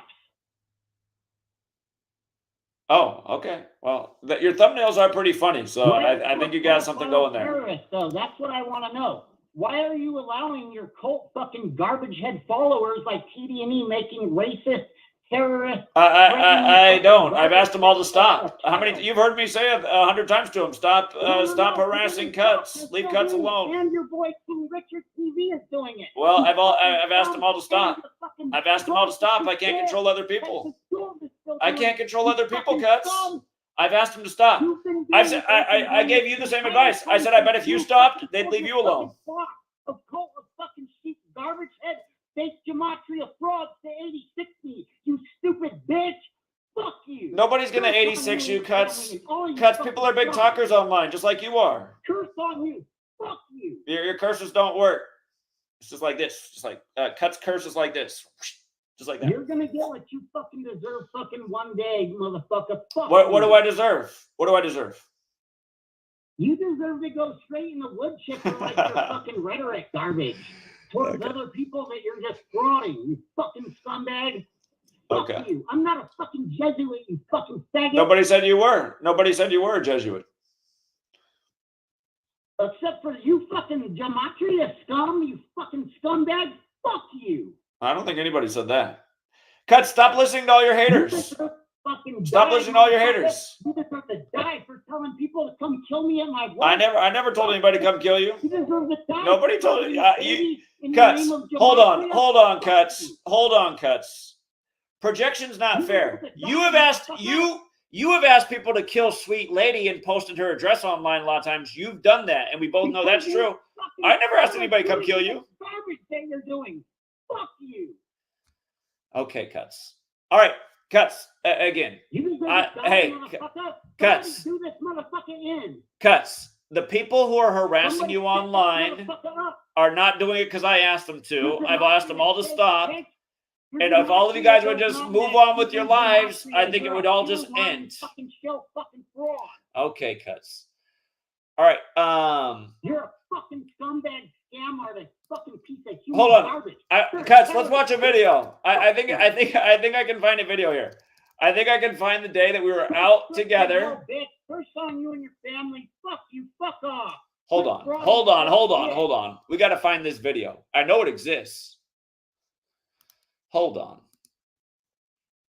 Right here. Here's the video. Let's watch and listen to the video, Cuts. Hold on. Let's go back. This is the day Cuts was out with me all over Big Tech, Google Campus. The audio setting. I got to boost the volume here. Here it is. So this is all I ever did for Cuts. This is what he's so mad about. Here we go, Cuts. Here we go. Tuesdays with a capital 2 at Northern Quest are double the fun and then some for Campus Rewards members. Welcome back, True Seekers. I'm here with Cuts and another gentleman. I don't know if he wants to be on. Hold on. It's on 1.5 playback speed. Let's get it normal time. Here we go. So I'm out with Cuts. Look, he looked pretty happy that day. Camera. No, that's good. All right, we got another True Seeker out here. We just got kicked off the Google campus. We're gonna head over to Palo Alto. But what do you want to say, man? What's up? You know, just it's tough being a True Seeker, but it's the best thing you can do. Stand up for the truth. All these people ain't gonna get it until they're in FEMA camps eating bugs. Eat the bugs. And it's gonna be too late at that point. But at least we're gonna say we told you so. Exactly. And I hope it's better than that, though. I don't just want told you so. I want to wake up and people make a damn difference. Yeah. Hopefully, but these people ain't gonna get it until it's too late. Yeah, it feels that way. It feels that way. There's not enough of us right now, and there should be a critical And the only way mass already. government listens is until bridges start falling and shit, you know? Exactly. Yeah, like, wait until they fucking, like, release some more, like, train explosions, like, in your fucking backyard with hella deadly, like, bioweapon-ass chem fucking shit in there. And then you gotta vacate, and they get to round up we your need house. And then when you try to say anything to make sure if that's true. Because we don't even know if that's 100% true. What? You're gonna, like, then you're gonna understand what we're saying. Whatever the TV Exactly. tells you. Exactly. So you guys, we're gonna head over to Palo Alto. Hey, Cuts one, you guys. This is Cuts. If you're not on his channel, Kuts, spelled with a K, Kutsone, all one word. He just got some good footage on the Google campus of what happened as we got kicked off. Yeah, But, I have the live stream going right now. I'm gonna cut it off check it out right while you now, still can. Check it out while you still can. Cuts one. just to be sure on to the sub. safe side. Okay, so again, Cuts came out. Now, Cuts, when I got back from that California trip, all my comments were blowing up with what happened when we went over to the Stanford campus, because you and the gentleman there, I was shocked when I finally saw it. I didn't see it until I got back home from California. I was reading the comments. You know, that guy, both of you guys seemed cool that day, but that guy, I was talking to the young girl on the campus for about 20 straight minutes, having a conversation about what we're up to. She was very interested. And that dude was doing that weird, like, Illuminati sign right at my back. And you were sitting there filming the whole time. I mean, Cuts, what did you think about that? When looking at that in hindsight, it just tripped me out. I was like, why was he doing that to my back the whole time? I would have never thought that dude was anything other than cool until I saw that. I just thought that was so weird. How come you didn't say anything about that, Cuts? You just sat there and filmed for 20 straight minutes. Oh, he got off. Cuts got off the line. Well, anyway, so this is the only thing I really ever did to Cuts was promote his channel. Again, he's been creating all this drama. And a lot of you guys do continue to harass Cuts online, but what can I do about it? I've asked you guys to stop. You guys just want to keep doing it. I think all of you guys should find something better to do online. Let's go out to 815. What's up, 815? Hey, what's going on, man? Hey, what's up? So I don't think that I can follow that little drama, but I do kind of question you as to why you have this one individual that calls that you constantly put up with that stuff. And you don't do that with anybody else. I find that to be interesting. Well, I mean, he's the only guy who's dedicated over 1,000 hours of his life in the last year to sit in his. By the way, Cuts, every time you start your stream, you say, "Hey, we're just outside," and you're inside your vehicle. Just so you know, Cuts, that doesn't count being outside when you're sitting inside your car. But again, because I in a way, I'm just like fascinated why he's spending so much time doing this, and I don't know. I kind of feel bad for him, I guess. Well, I honestly think, man, psychology-wise, obviously the dude's hurt, and he's hurt about something. But for you to dedicate as much time as you do, like sometimes, like you asked him, what is it going to take for you to move on? Zach, sometimes you need to move on. Obviously, you know this guy's. Well, I mean, again, the only time I'm really giving him any attention is when he calls into the show. So I just keep thinking one day maybe he'll have his breakthrough and move on with his life, but maybe not. Okay. All right. So on topic, all right, we're talking about haters. Man, you've got a lot of people that listen to you, bro. And, you know, a lot of people have this love-hate relationship with you. I personally listen to you. It's really, honestly, I'll tell you, it's hard to listen to you around my family members because I think a lot of people should be exposed to you. But when you have viewers on like Cuts, and when you're using language that I can't let my children listen to, even though you're delivering information that everybody needs to hear, it makes it really, really difficult for me to justify why I'm listening to you, especially because of my religious beliefs. I'm not one of those pushers, but I do have standards. I have morals. And for me to be listening to you, when I know a lot of the stuff that you say is truthful, I can't say all of it is because I've looked up some of the stuff, some of the information, and sometimes I have questions. Okay, well, maybe you got this wrong, or maybe this algorithm was incorrect that day. We know that Google changes dates. We know Wikipedia changes information, but you make it really difficult for your listeners to invite their families to listen to you. So there's a love-hate relationship there. Can you admit that? Well, yeah, historically, that's probably true for people who are very sensitive to swearing. I'm sure there's not too many LDS houses that are playing Zachary K. Hubbard. But, you know, for the last 6 months, I really haven't cussed that much in my videos, if you've been paying attention.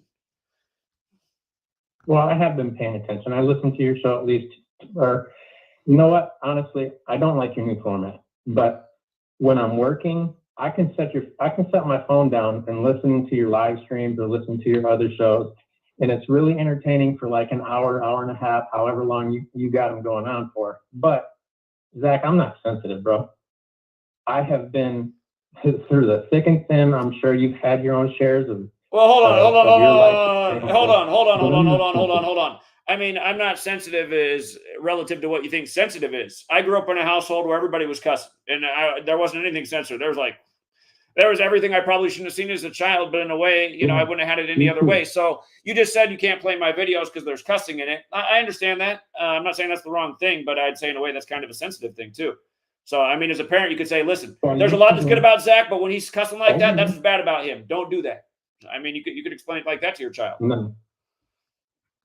Okay. Well, again, let me restate. I'm not sensitive because just like you explained, I also grew up in a house where there was a lot of cursing, a lot of swearing, a lot of child abuse, a lot of alcoholism. So I'm personally not sensitive. But at some point in your life, you have to change things. And then if you're bringing children into this world, you have to change things to make things better for them. Do you think if you have a child on the way, 5 years down the road, 10 years down the road, that these things, these videos that you have been sharing with the public are things that you would want your child to listen to? Well, I've already commented on that. Yeah. I mean, no, again, and you can show it to your child and say, listen, Dad was being bad there. That's how you got to be better than your dad. So,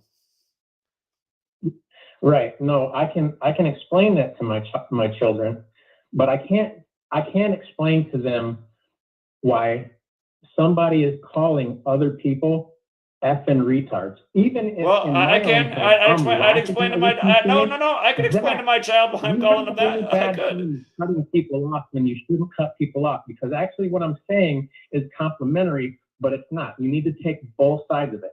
Even in my head, when I'm saying, okay, what Zach is saying is justifiable.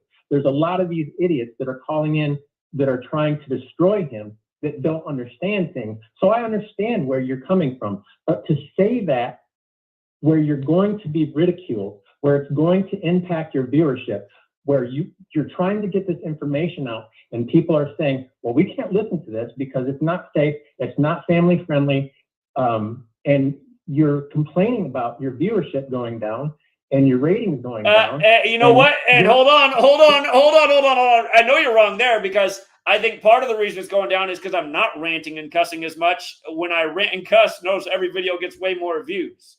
So I know you're already wrong about that one. I can guarantee that all day. I didn't even get any views until I started ranting. When I started off like Mr. Rogers, I couldn't get any views. The first time I went on a rant, dropping all kinds of F-bombs and everything else, that was the first big views I had. That was in the early days of this work. That's probably early 2015.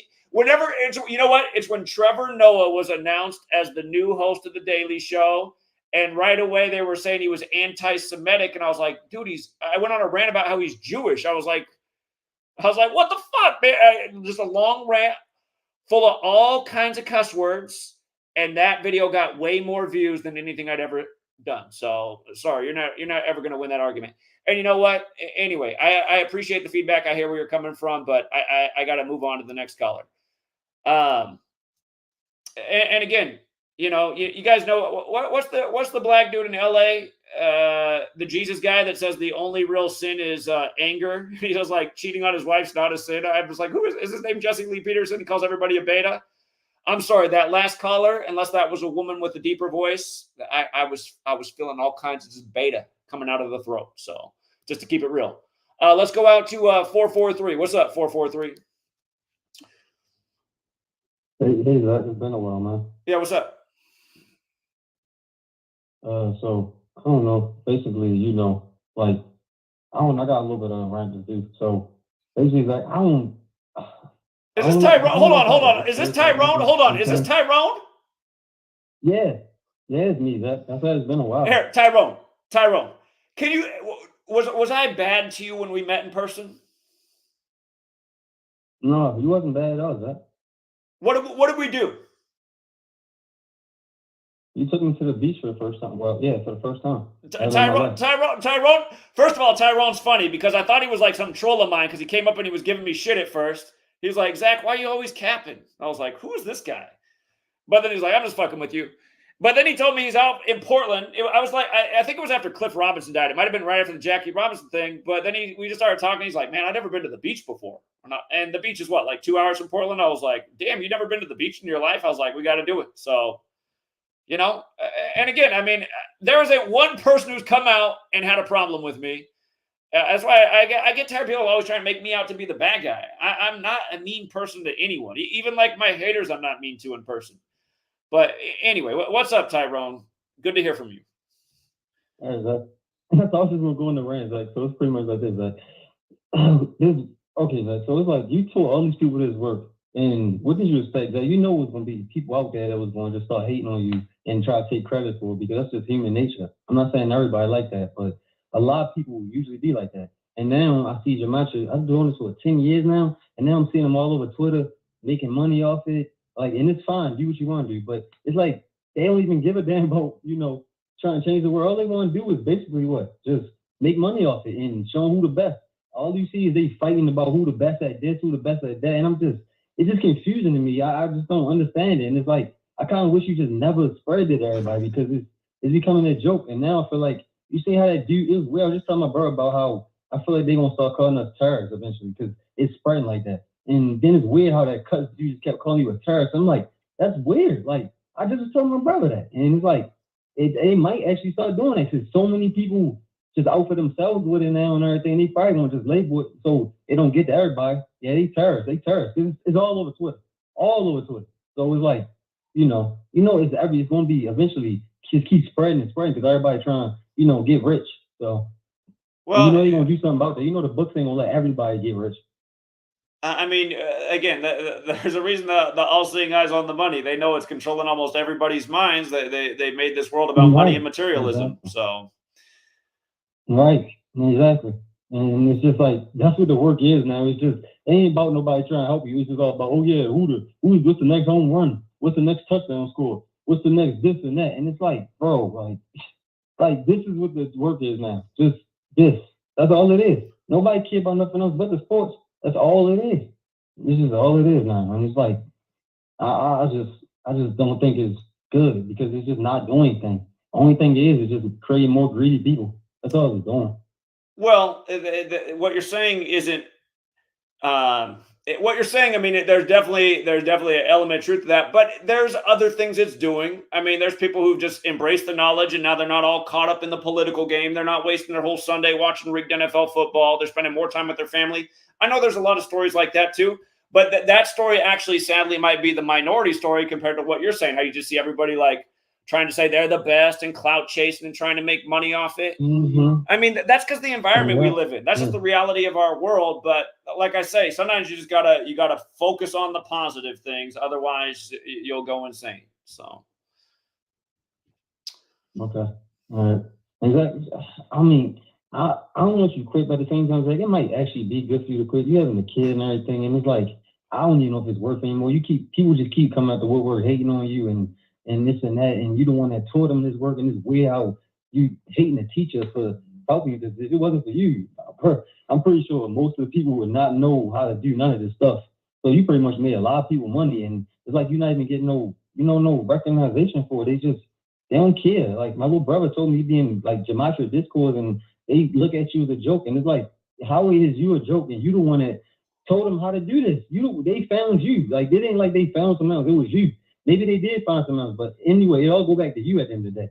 So yeah, like, it's just, and then I don't want them to. And if they do label as a terrorist organization, like, they coming at you first.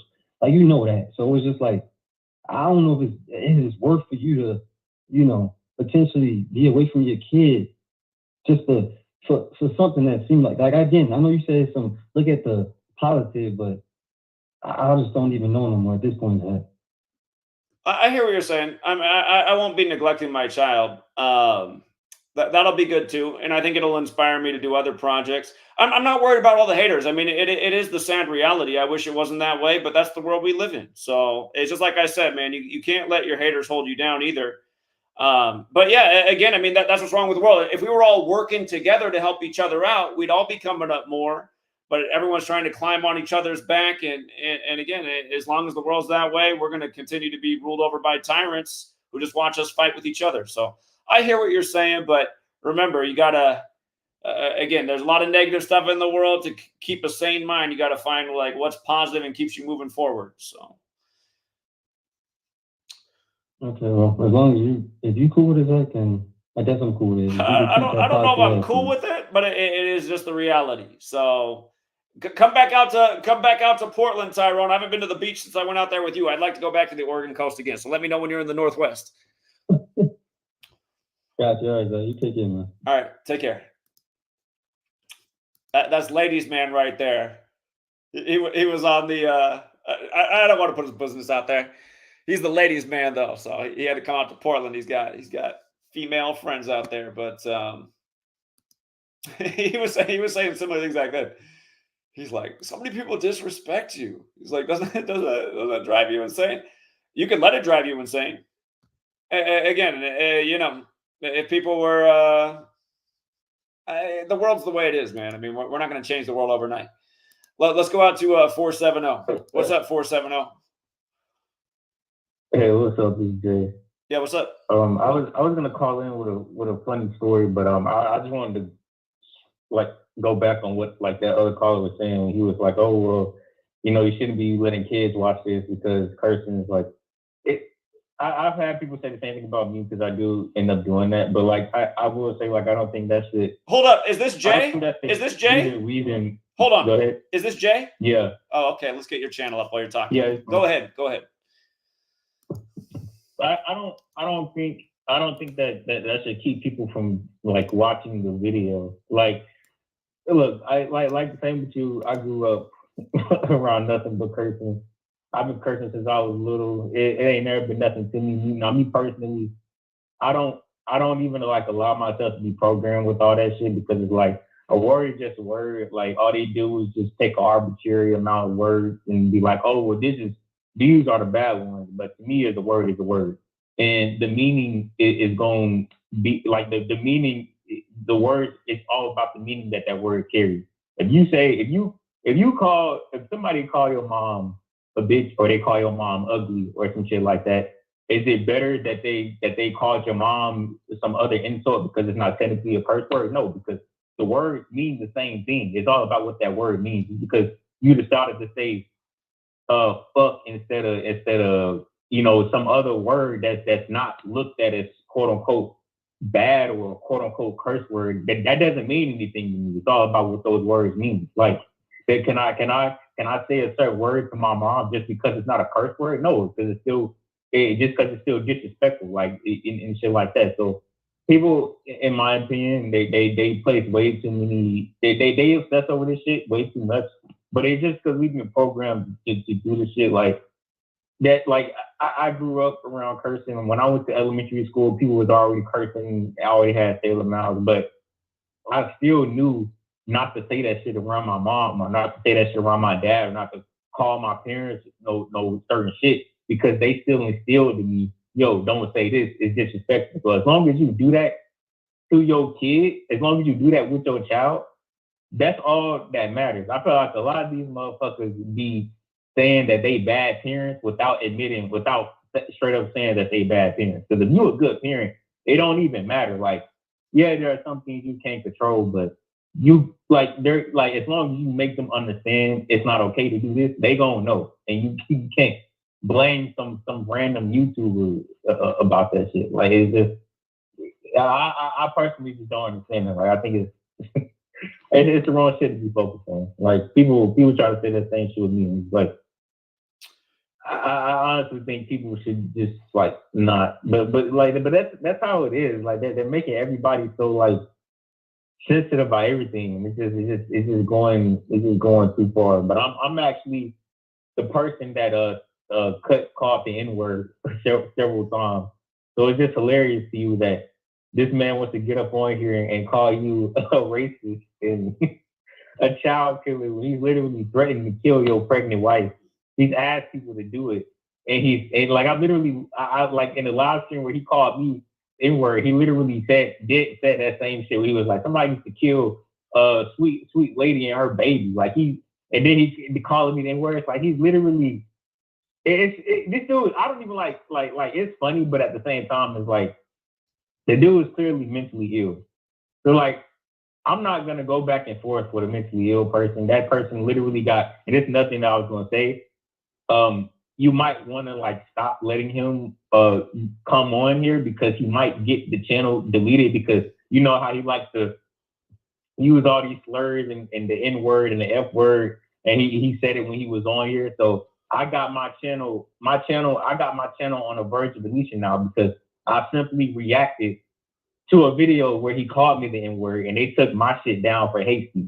Hey, actually, I want to like, mention that because hold on, that did happen, and I'm pretty sure his video up dropping all the N-bombs talking about you is still up, if I'm not mistaken. And that's still up. That never got taken down. Right. But my video is actually still So up. here's what that reminds me of, like to be on because that with the guy who's going in his channel occasionally is Montegraph, and Montegraph is the dude who did all the threat videos against me. And then when the car crashed through my house in 2016, I did a response video showing what he had said, warning me about that day that it might be my ass. And then I ended up getting suspended for 2 weeks for showing a clip of his video threatening me for the exact day the car crashed through my house. I was like, what? I'm suspended for 2 weeks for showing that he. So see, that's what's crazy about YouTube and the troll network. And it looks like some of these trolls on here are like, listen, I'll tell you where Cuts One met me at. He met me at the YouTube headquarters. That's where he met up at. So I start to wonder if like somehow these are kind of like weirdos that are put on the platform to instigate problems. Exactly. Like I said, I'm at the point where I just don't even like. I'll laugh at the nigga like when you show him on stream and shit, but like I'm not personally entertaining anything he does. Like I realize it's just a mentally ill kid. Just I mean he's fucking 5'2" with a fucking micro penis. He has a lot of things to be angry about, and that's all it is. He's just taking his anger out on the fucking world, and that's why he's making up all this bullshit. He wants a reason to fucking like hate and talk shit to people. Like it just is what it is. That's why I don't even, because he still be commenting on every video I make. Like and I just delete the comment honestly, because like usually I don't delete comments, but if I know you're a troll, there's no point in me even like leaving a comment up there. Like it's like at that point it's just a drain of energy. Like I got what you were saying earlier when you was like when I talked about the dude that Frank Stefano, because it's like I understand like yes, but to a degree I feel like when people have like big platforms like that and they have businesses and they're fucking over the customers, you should make videos about that to spread awareness on people. No, I hear that, but honestly, Jay, like, no, I hear what you're saying, Jay. That's fair because if he's doing bad business, you're giving him some feedback. But you did take 30 minutes out of your life to do it. You probably could have got the message out there in a 2-minute video that might have been watched by more people. And I know you're working on a project right now, and I'm just thinking Jay should be spending this time right now, finishing this project. Yeah, that's what gets me so upset though. It's like I'm busting my ass, like trying to raise, like I'm still like trying to save up money for the MRI and shit. And then I'm like, making sure, like trying to make sure I got enough resources for what I'm doing. Here, hold on. I want to give you feedback on that too, Jay. Hold on. I want to give you some real feedback on that. Dude, just forget about the medical world, okay? I don't think they do have the answers. They just want to charge you big bills and take more money and say, oh, maybe come in for another test, maybe one more test. Because when I lost my hearing in my ear and it just started ringing, I was racking up all these bills, and they kept saying, come back for this and come back for this and more blood work and this MRI. And they could, every time they had no answers. But then they were like scaring me more. They're like, this could mean you have this, this, and this. Eventually I was just like, I'm done with this. And I never went back. And my ear is still ringing 20 years later. I mean, my problem's not resolved, but I learned to live with it. And again, I know, Jay, but I think you kind of already figured out what your problem is, and it's not your fault. Jay's story is a story that should probably be shared with a lot of children. His mom did not breastfeed him. It was all formula, and now he has digestive issues because of that. And Jay, maybe at worst case scenario, there's no way to fully overcome that, but you're just going to have to keep experimenting with your own life and figure out what works the very, very best for you. And again, you're going to have to deal, I guess, with the consequences. It's not your fault. It's not fair. It's unfortunate. But man, I'm serious. I don't think I'd spend any more time with the medical world, because I don't think they do have the answer for you. Like I said, they're just going to have more bills and more tests. They don't. They just throwing shit at the wall to see what sticks. Like even with like this whole like IBS shit that they diagnosed with me with, like it's just So it's just them trying to explain shit that they themselves can't fucking figure out. So they just be like, oh, you have ideas and here are the foods that you can't fuck. I'm just like, none of these niggas really know what the fuck they're talking about. Like they're just literally throwing shit at the wall to see what sticks. And it's like, I've been going through this shit, especially for the past 2 years, because of like, even though my stomach has always been more sensitive, like after like, you know, I was on the antibiotics and shit, my stomach became 100 times more sensitive, and I had all these different kinds of food allergies and food reactions, like, and then that's why I was getting so upset, like, because it's like eggs are one of the only foods that I still can't tolerate. So I eat that on a very consistent basis, and since I eat them on a very consistent basis, I try to get, you know, clean eggs. If I'm eating something consistently, I try to make sure that it's the best quality of itself, so that I'm not just polluting my body, you know, on a consistent basis. And because I know how polluted conventional store-bought egg production is, where there's all this GMO corn and soy in their feed and shit that's sprayed with all these toxic pesticides, and especially because the chickens, the way that they metabolize what they eat, it causes them to have a even more imbalanced omega-3 to omega-6 ratio, which makes them even, you know, worse meat compared to all the, you know, compared to other meat, you know, so conventionally. So it's like I try to get, you know, clean chicken products, clean egg products, and that's why I'm like, yo, like, you're like, this is one of the only foods that I can fucking eat. So it's like, that's why I went on that rant. And it's like, that's why I get so upset, because like I am working on a project right now, and that's why I'm trying to get, you know, enough money for it to make sure I had the resources for it and shit like that. But then when I got niggas scamming me, and I'm doing all this so-called investing into my health, and then, you know, these people that I'm doing business with, they gotta act like they can't fucking read and gotta start doing all this bullshit. That's why I'm really getting frustrated, because like, bro, I'm trying out here, and I'm really am. And I'm trying to take care of, you know, do the best I can for my health, and I'm also trying to do what I can, you know, when it comes to like my drawings and my comic and shit. But then it's like when I know I need, you know, make sure I have enough money for this and money for that, and then I got people still sending me shit that's bad, and they not even trying to refund me, and I'm he's not the only person that I got this shit going on right now. It's like, yeah, I like this person, like these people not responding and shit like that. I'm trying to get in contact. It's like people act like they can't fucking respond. Like, and it's like, even though like, yes, like I know Amazon is bad. That's why I was going on that rant. I'm like, y'all, so many business owners, you know, complain that, oh man, we support Amazon. It's because so many of us get fucked trying to support our fellow man. Like, it's so many times I just got stuck trying to support my fellow person. At least I know if I order something from Amazon and something's wrong with my order, at least I know that they're gonna refund me my shit with no problem, because they can't have, like, at least I know for a fact that they always gonna be on top of it. And it's just like, when you trying to, you know, buy from people that's on your same level, trying to support each other, it's like so many people. It's like, what is this? It's like, it's just they just be on so much foolishness. And that's why I went on that rant, and that's all I was talking about. And it led into what the story was about, because like there's so much. It's so hard to eat clean nowadays. Like literally trying to eat non-toxic food is a full-time job.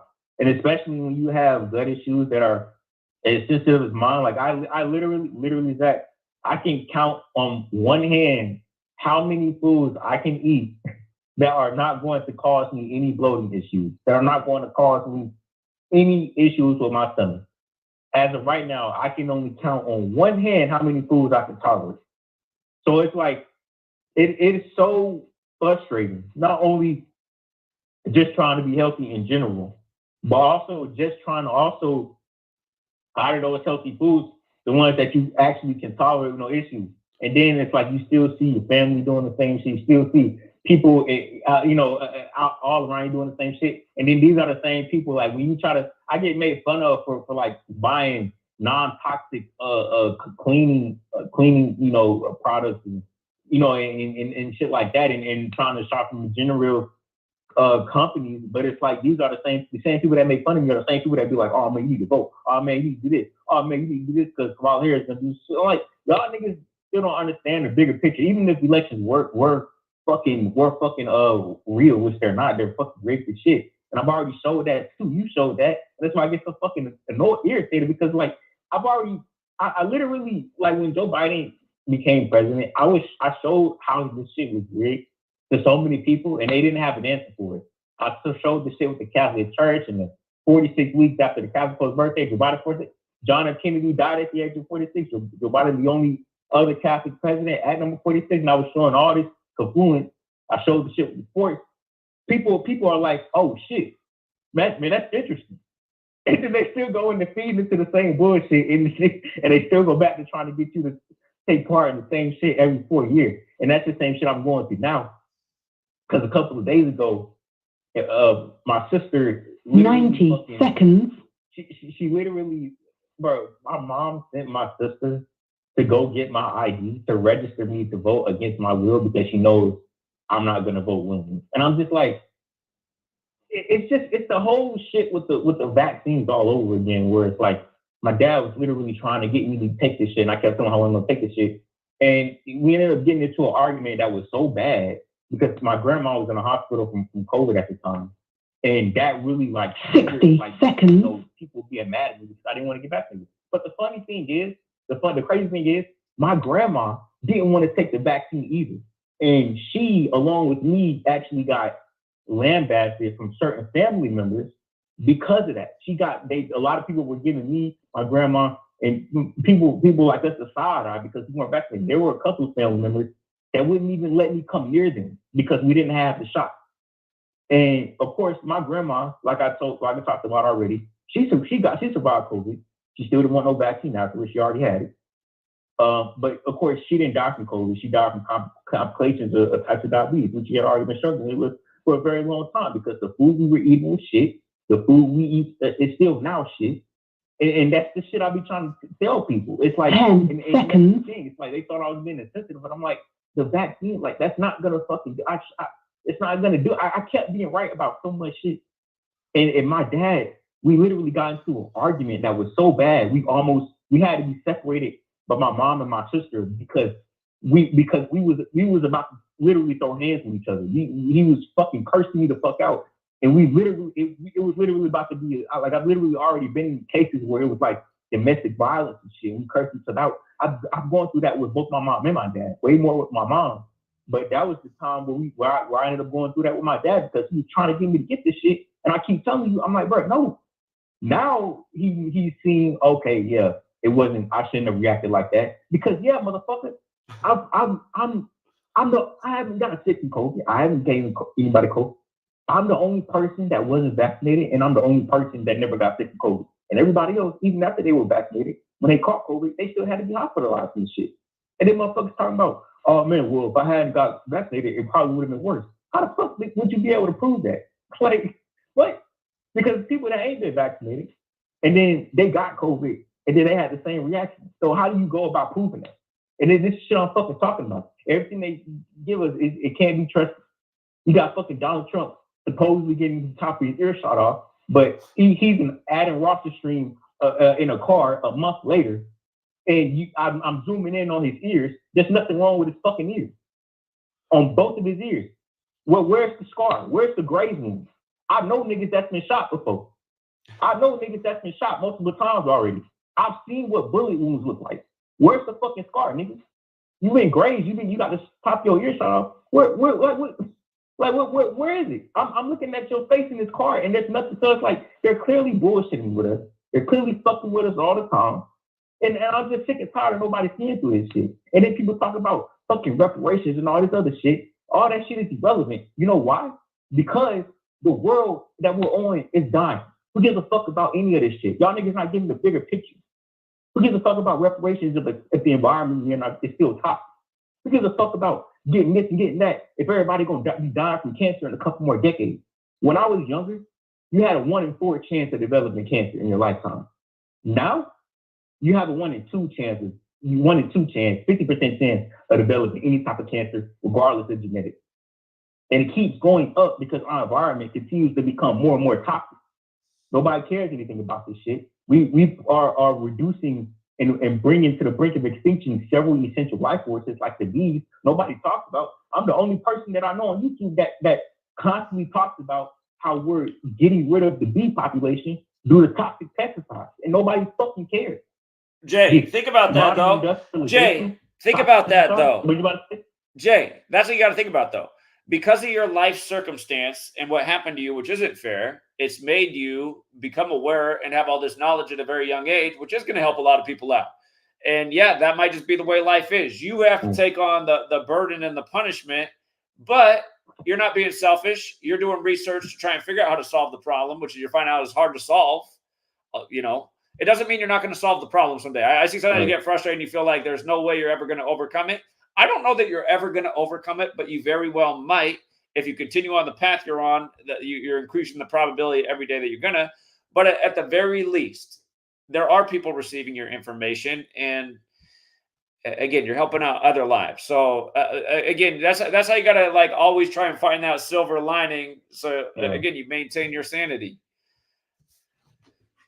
Yeah, I hear what you're saying. It's just that it's because I know so many people that also go through health issues, but they're still addicted to eating the same crap. And that's how you know that the shit we're on is literally drugs. It's like people are so addicted. It's like even when they have health issues already that they've been in a hospital for, they still. I know so many people they go through health issues and they still addicted to eating the same crap. It's like. But that's how dangerous the shit is that they're selling to us. I'm not even going to be like, oh man, you need to fucking make this shit illegal. Because I believe in freedom when it comes to this shit. But what I'm saying is they don't give us the full disclosure of what they're giving to our children, like they would do with the other things that we recognize as drugs. We wouldn't say fucking use heroin in moderation, use crack in moderation. We wouldn't say none of that shit. Nobody's gonna fucking be like, yeah, bro, I'm eating heroin. It's good. Like, no. But we do this with this other stuff because we try to justify being addicted to it. And it's the same fucking concept. It might not ruin your life as much, but it's still getting you addicted. You still gonna have real withdrawals. Trying to get. It's like I go through this with one of the babies that's in my family where he loves drinking fucking Kool-Aid because they done got him hooked on Kool-Aid and they let him drink the shit. And when he wants to drink something, I give him water or I give him fruit juice. I'll cut up some pineapple and I'll sweeten the water with some pineapple. So that way he can still get that sweet feeling, but it's clean sugar. It's not gonna harm him. But people don't even take the time to do shit like that. And I'm like, and I'm telling my other family members, I'm like, yo, y'all keep giving him fucking Kool-Aid, this sugary shit.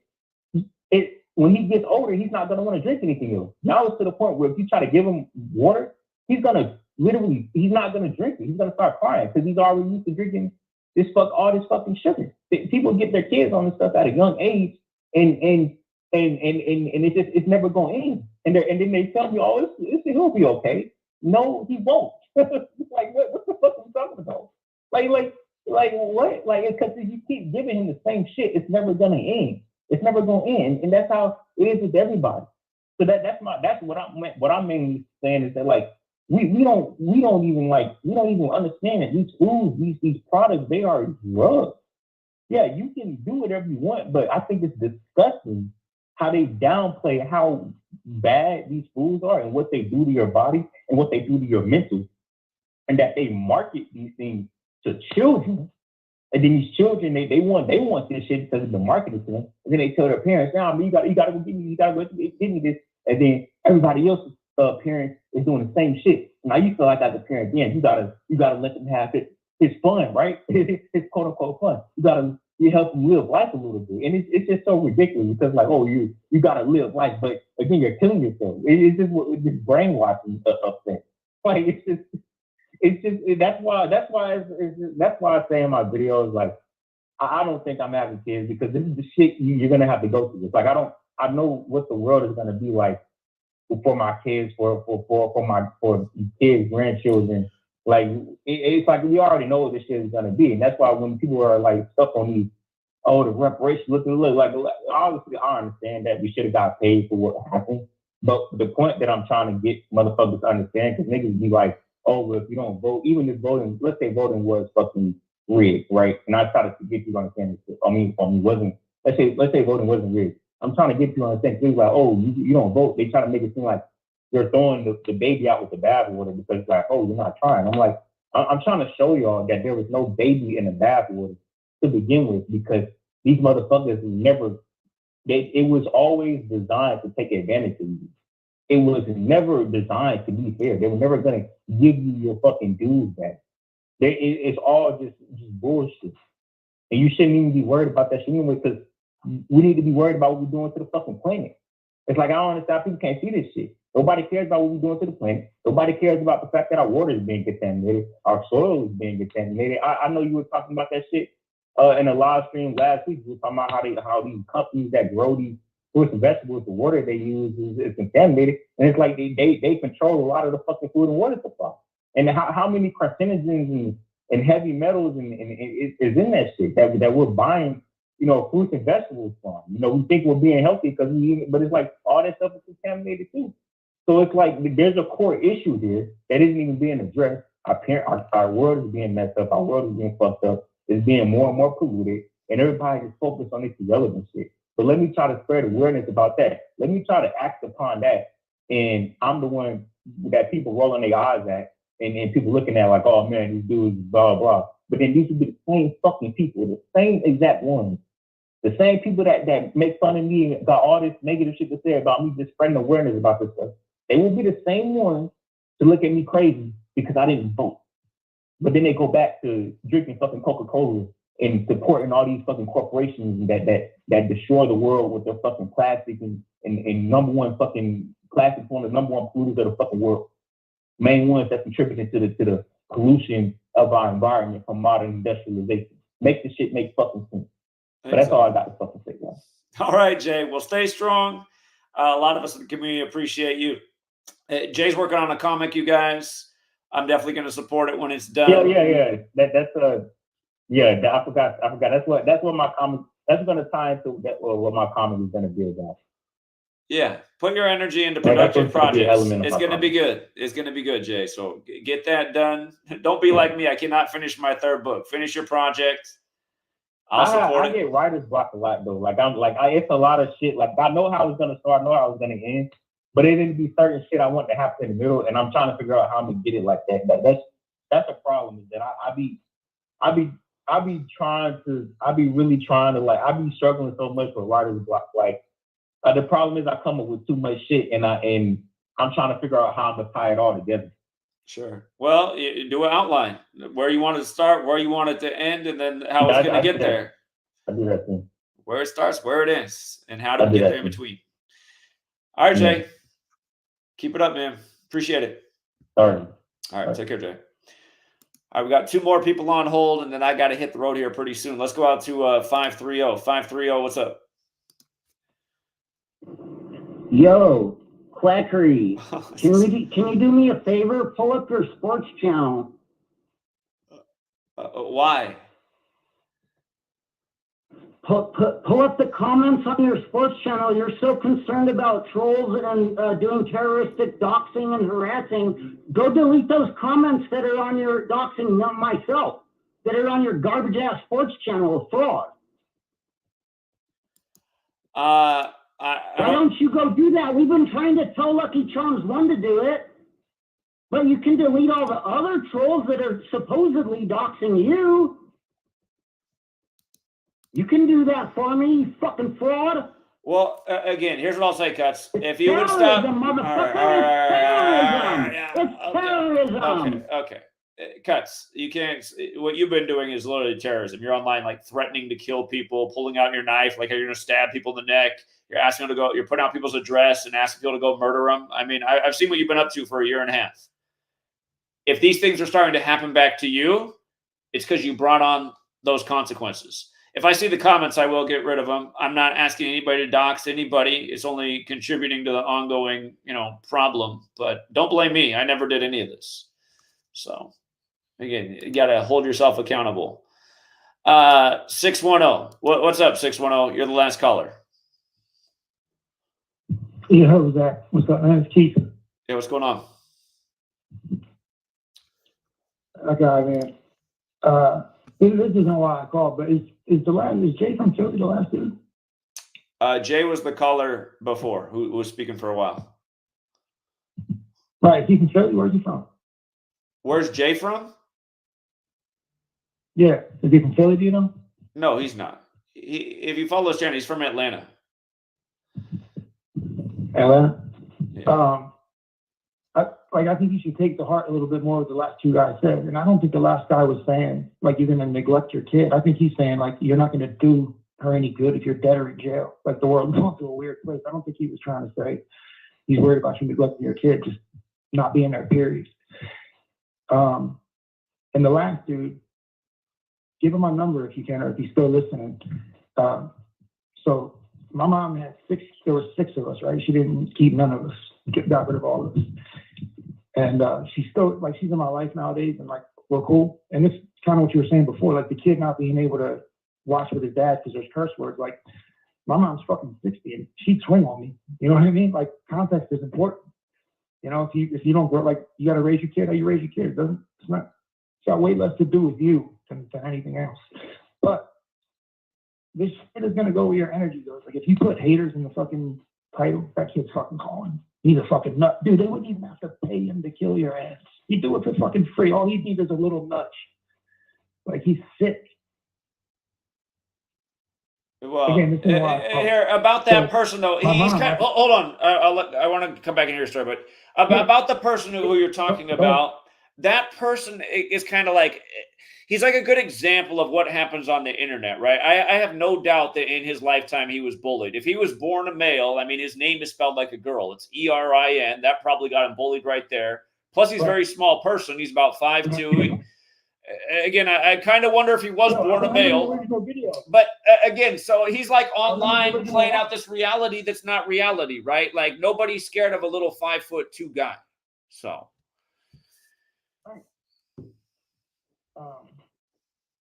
I just think if you kept your energy away from it, he's a fucking nut. It probably doesn't matter what you do. He's still going to be there. Something you've been talking about recently, and again, the last kid, I'm sorry, wait, I forgot, my mom, right? So she's on listen. Like, that's for people to hear voices and shit. Like, she's a nut. So I got a holistic doctor that I see and referred to her, right? And he's a white dude. He got a twin brother. He got, like, his doctor, you know, he's a doctor in the States, and then he studied in the Far East for like 10 years. But he's like my age, probably like early 40s. And long story short, he gives my mom, tells her to get some shit called dragon's breath or dragon's bone or something. And it's the hardest mammal bone crushed up into tiny little pellets. And she was eating 30 of these bitches a day. So this same doctor gave me 2 shots a week for 5 weeks and grew back my fucking meniscus and part of my ACL. Like, he's been trying to get it through the FDA for like a decade. So, like, I paid him like $4,000 for that shit. So, like, he just took care of my mom.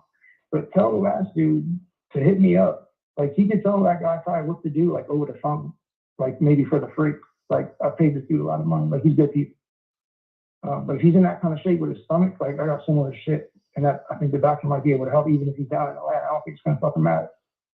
And whatever he tells that dude to do, it ain't going to be nothing expensive. Like, it's going to be weird shit that you probably never heard of. Okay. What did I call for? Oh, I got some 138. All right. So Trump, the fake assassination, who are they comparing it to? Wallace, right? George Wallace, yep. 1972? Yeah. Right, all right. So take those dates, right? I need you to get out the calculator, my bad. I know you hate this shit, but you got to do it. So those dates, right? I'll shorten it for you. 19,052. Put that in the calculator. Just so you know, I sent Jay your number since you asked. So if he wants to reach out, he's got your number. But what do you want me to put in the calculator? Yeah. 19,052. That's how many days between the Wallace and Trump, quote unquote, assassinations or whatever. Okay. I'm just shortening for you so you don't got to do it. Right? Divide that by 138. What do you got? I don't have a calculator. Just tell me. I need you to see it, man, because there's more. There's more. All right. It'll be quick, I promise. All right, 19,052 divided by 138. So before 138, right? What do you got? It's very close to 138. Motherfucking right. So this is what I was saying before. Edgar Casey talks about 1999 or 1998 being like the epicenter. So 52 years out on each side is 1972. So that's like parallel to 2024. Think about, you could rattle off a dozen things right now without even thinking about it's that parallel 1972 and 2024. But all the way up to like the shit with the Olympics, all kinds of shit. Pakistan, all that. And then 1998, the sexagesimal system in the Sumerian 666 times 3 also is the 1998. Nostradamus references it also.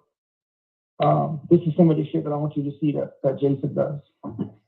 The other one was the days between the Kennedy brothers assassination. 1656. I think that divides by 12 exactly. Another 138. So, you know, the Misfits, we all 138. 1902. Well, just remember, the Jesuit order's birthday is the day leaving 138 days left in the year. Federal equals 138. The federal cities where they set up headquarters. So, right. And this fucking event comes mid-May. All, like Herodotus and all these guys that talk about that shit. The month of May. I'm reading this fucking book right now, 1902. The shit that happened in Martinique, the islands, when the volcano went off. The scientists that went down there afterwards, this was like fucking extinction shit for the island, right? 50,000 people dead. Actually, one guy survives, right? Within the trip. There's a black dude that's in prison. He was about to be hung before this volcano goes off. He's the only one that fucking survives. Guess how many days he was in the cell for? Like down on the ground. I don't know. It's not the same number, is it? He was in the cell for 4 days, screaming for help. So somebody came and got him. So he's the guy who was scheduled to die is the only one on the island that survives, right? I see.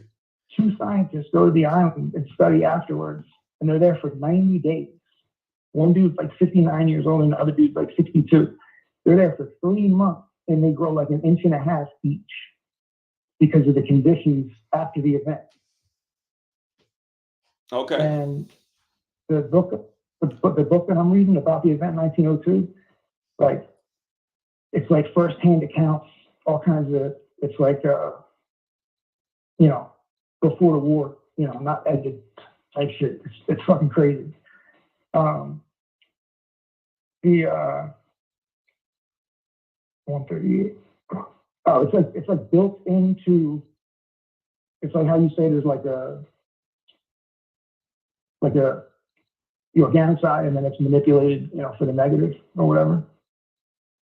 Right. I can't remember. I was only calling for the 138s, but the last couple of callers tripped me up. That's kind of crazy. But the eco, like where we live, this is the shit that you kind of been. I know you've been doing shit lately, but before you were talking about the environment that we live in, and everything the last few guys were saying is right.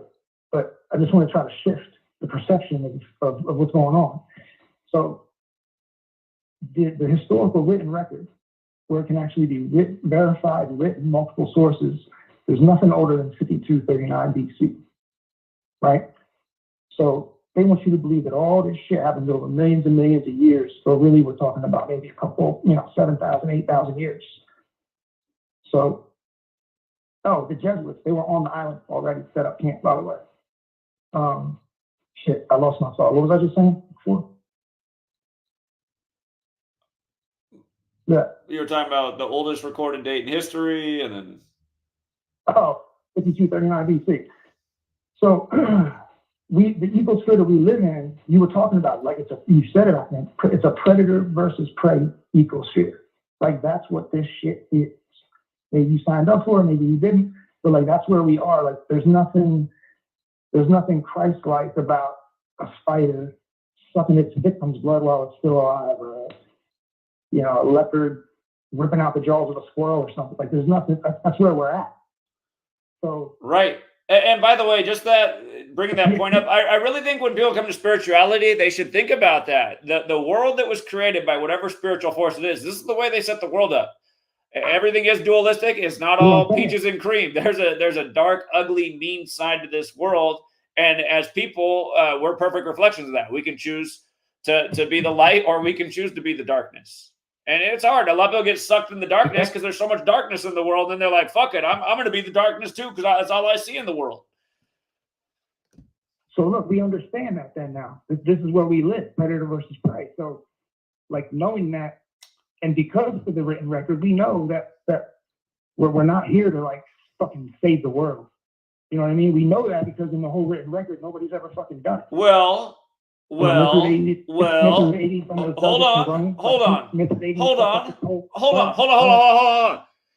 There are the people that rule over us. If we want to put it into predator and prey terms, the people who rule over our government are predators. I mean, they're killers, they're liars. They'll do whatever they need to stay on top. So you saying that they are like that's the way the world is, that doesn't mean more people shouldn't be helping defend the innocent from this predator class.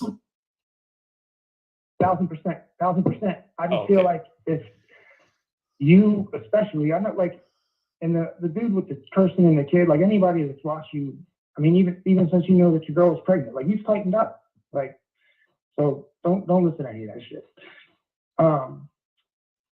So over the whole, like Mithridates sets this whole thing up where he puts the word out in the city. He kills like 100,000 Romans in one night. They just go out and cut all their throats.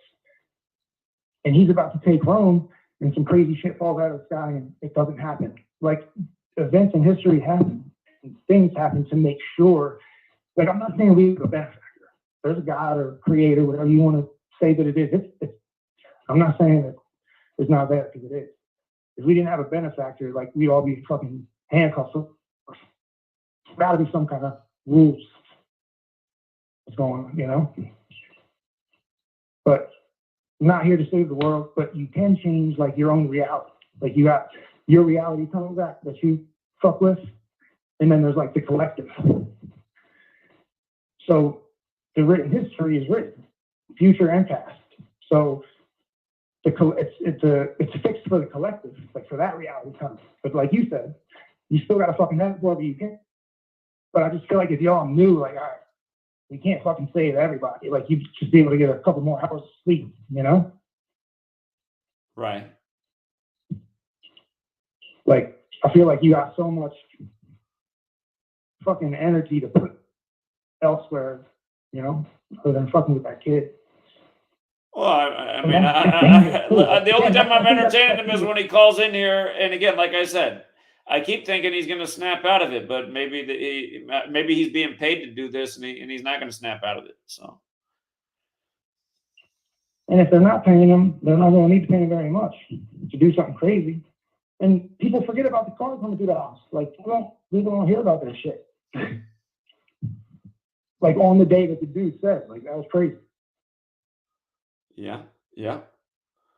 Well, friend, I appreciate the call. I'm looking at the time on my clock. I got to be somewhere at 3, and it's about a half-hour drive. So, which means I'm going to be a couple minutes late. Right. But I appreciate it. All right, take it easy. All right, no doubt. All right, yeah, take care, man. Okay, and as I say that, I got to share one thing too. So yesterday, I got invited to a birthday party, and it was fun. You know, I had a lot of different conversations, talked to a lot of different people. And there was one guy, you know, and you could tell he's the guy that's a little bit more shy. And he was standing like this. He was tall, too. He was a big, tall guy, so he stood out. But he was just all alone by himself in the corner. And, you know, he's that guy at the party that doesn't exactly know how to go say hello and mingle and you know, just start up a conversation. So, anyway, I saw him over there, and I was feeling bad for him. So I had to go talk to him. And he was cool. I thought he was older than he was because, you know, you're taller. You just automatically – the guy's probably like 6'4". I was like, man, he shouldn't be so shy as big as he is. He should be the big man on campus. But anyway, it turned out he was 20. So he's a younger guy. He's still learning, you know, how to live, I guess. But I started talking to him, and he tells me right away he's about to turn 21 in 4 days, and he's going to go to college, and he's going to be a teacher like his parents, and he loves math and history and English, and he thinks he wants to teach one of those subjects. So I'm just talking to him, and, you know, and then eventually he says, so what do you do? I was like, well, I don't know. Maybe you wish you didn't ask. He's like, what do you mean?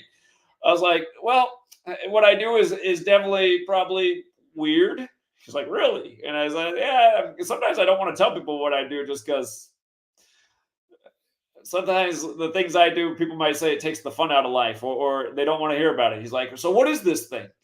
So I slowly eased him into.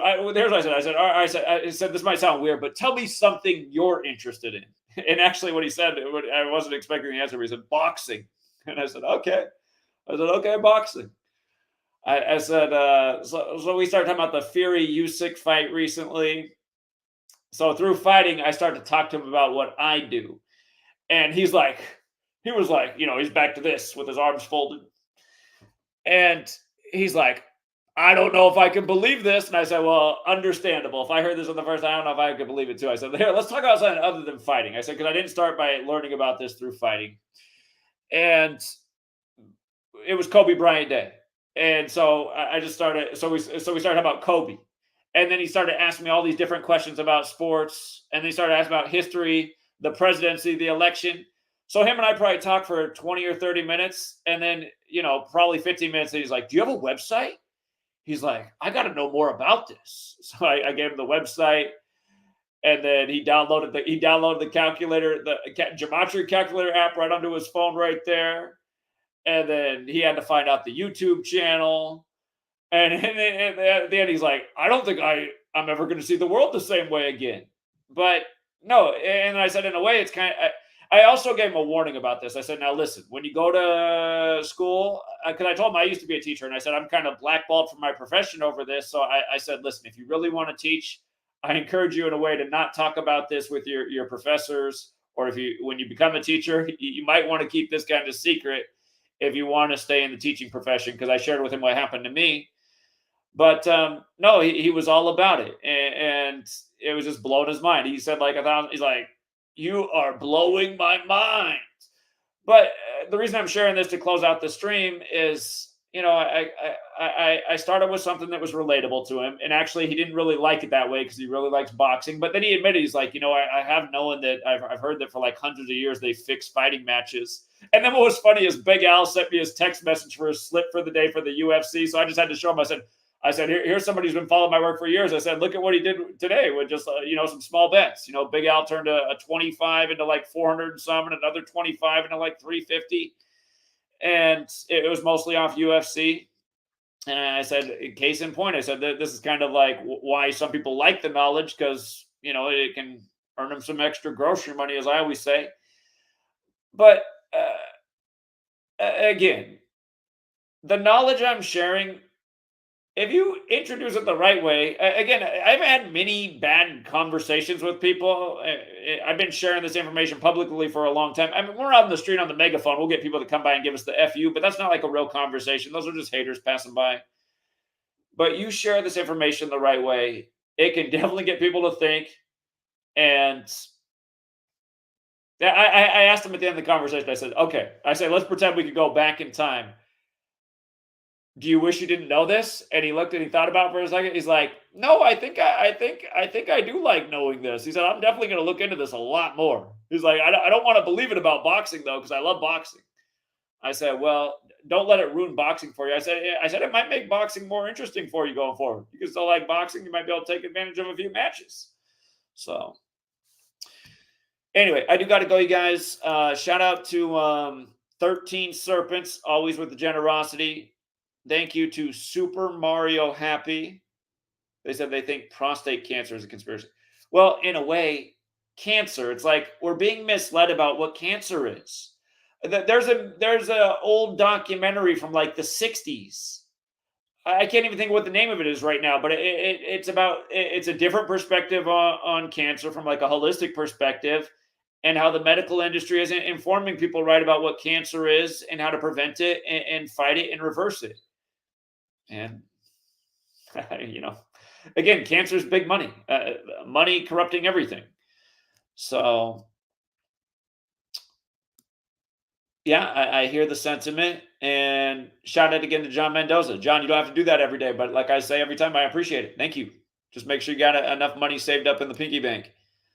And Logan Thomas, who came out and pounded pavement with us all week. Logan, you didn't have to do that there. He sent a cash app for 20 during the stream. So we raised $36 before Google takes their fees. And, not bad for 2.5 hours. It's a little bit less than minimum wage out here. But, hey, I never got into this for money in the first place. Thank you to the people who do support the work. And, again, for all the haters out there, is this really what you want to look back on your life and say, I spent all my time online hating on somebody?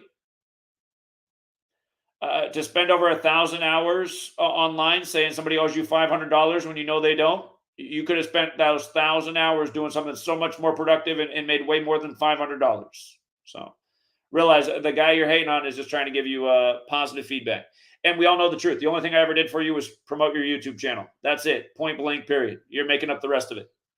And for the one guy who keeps screen recording everything, and I know who's been here for the whole live stream, why not? Come on, man. You got all these people that really like you because you're my biggest hater. Why not call into one of these live streams one day? Come on, man. Figure out like a voice mod. Maybe that's it. Maybe he's embarrassed of his voice. Come on, Twavith. Oh, man, I hate to make fun of your voice, but it is what it is. But, hey, maybe find a voice modulator that makes it sound like there's some testosterone. You're packing something in the pants. You're not getting pounded from behind. You know what I mean? Try it out sometime. Find the Macho Man Randy Savage voice modulator, the Hulkster. Call in. Nobody will know the difference. So, anyway. We'll leave it there for now. Again, thank you to everyone who supports the work. And until next time, True Seeker.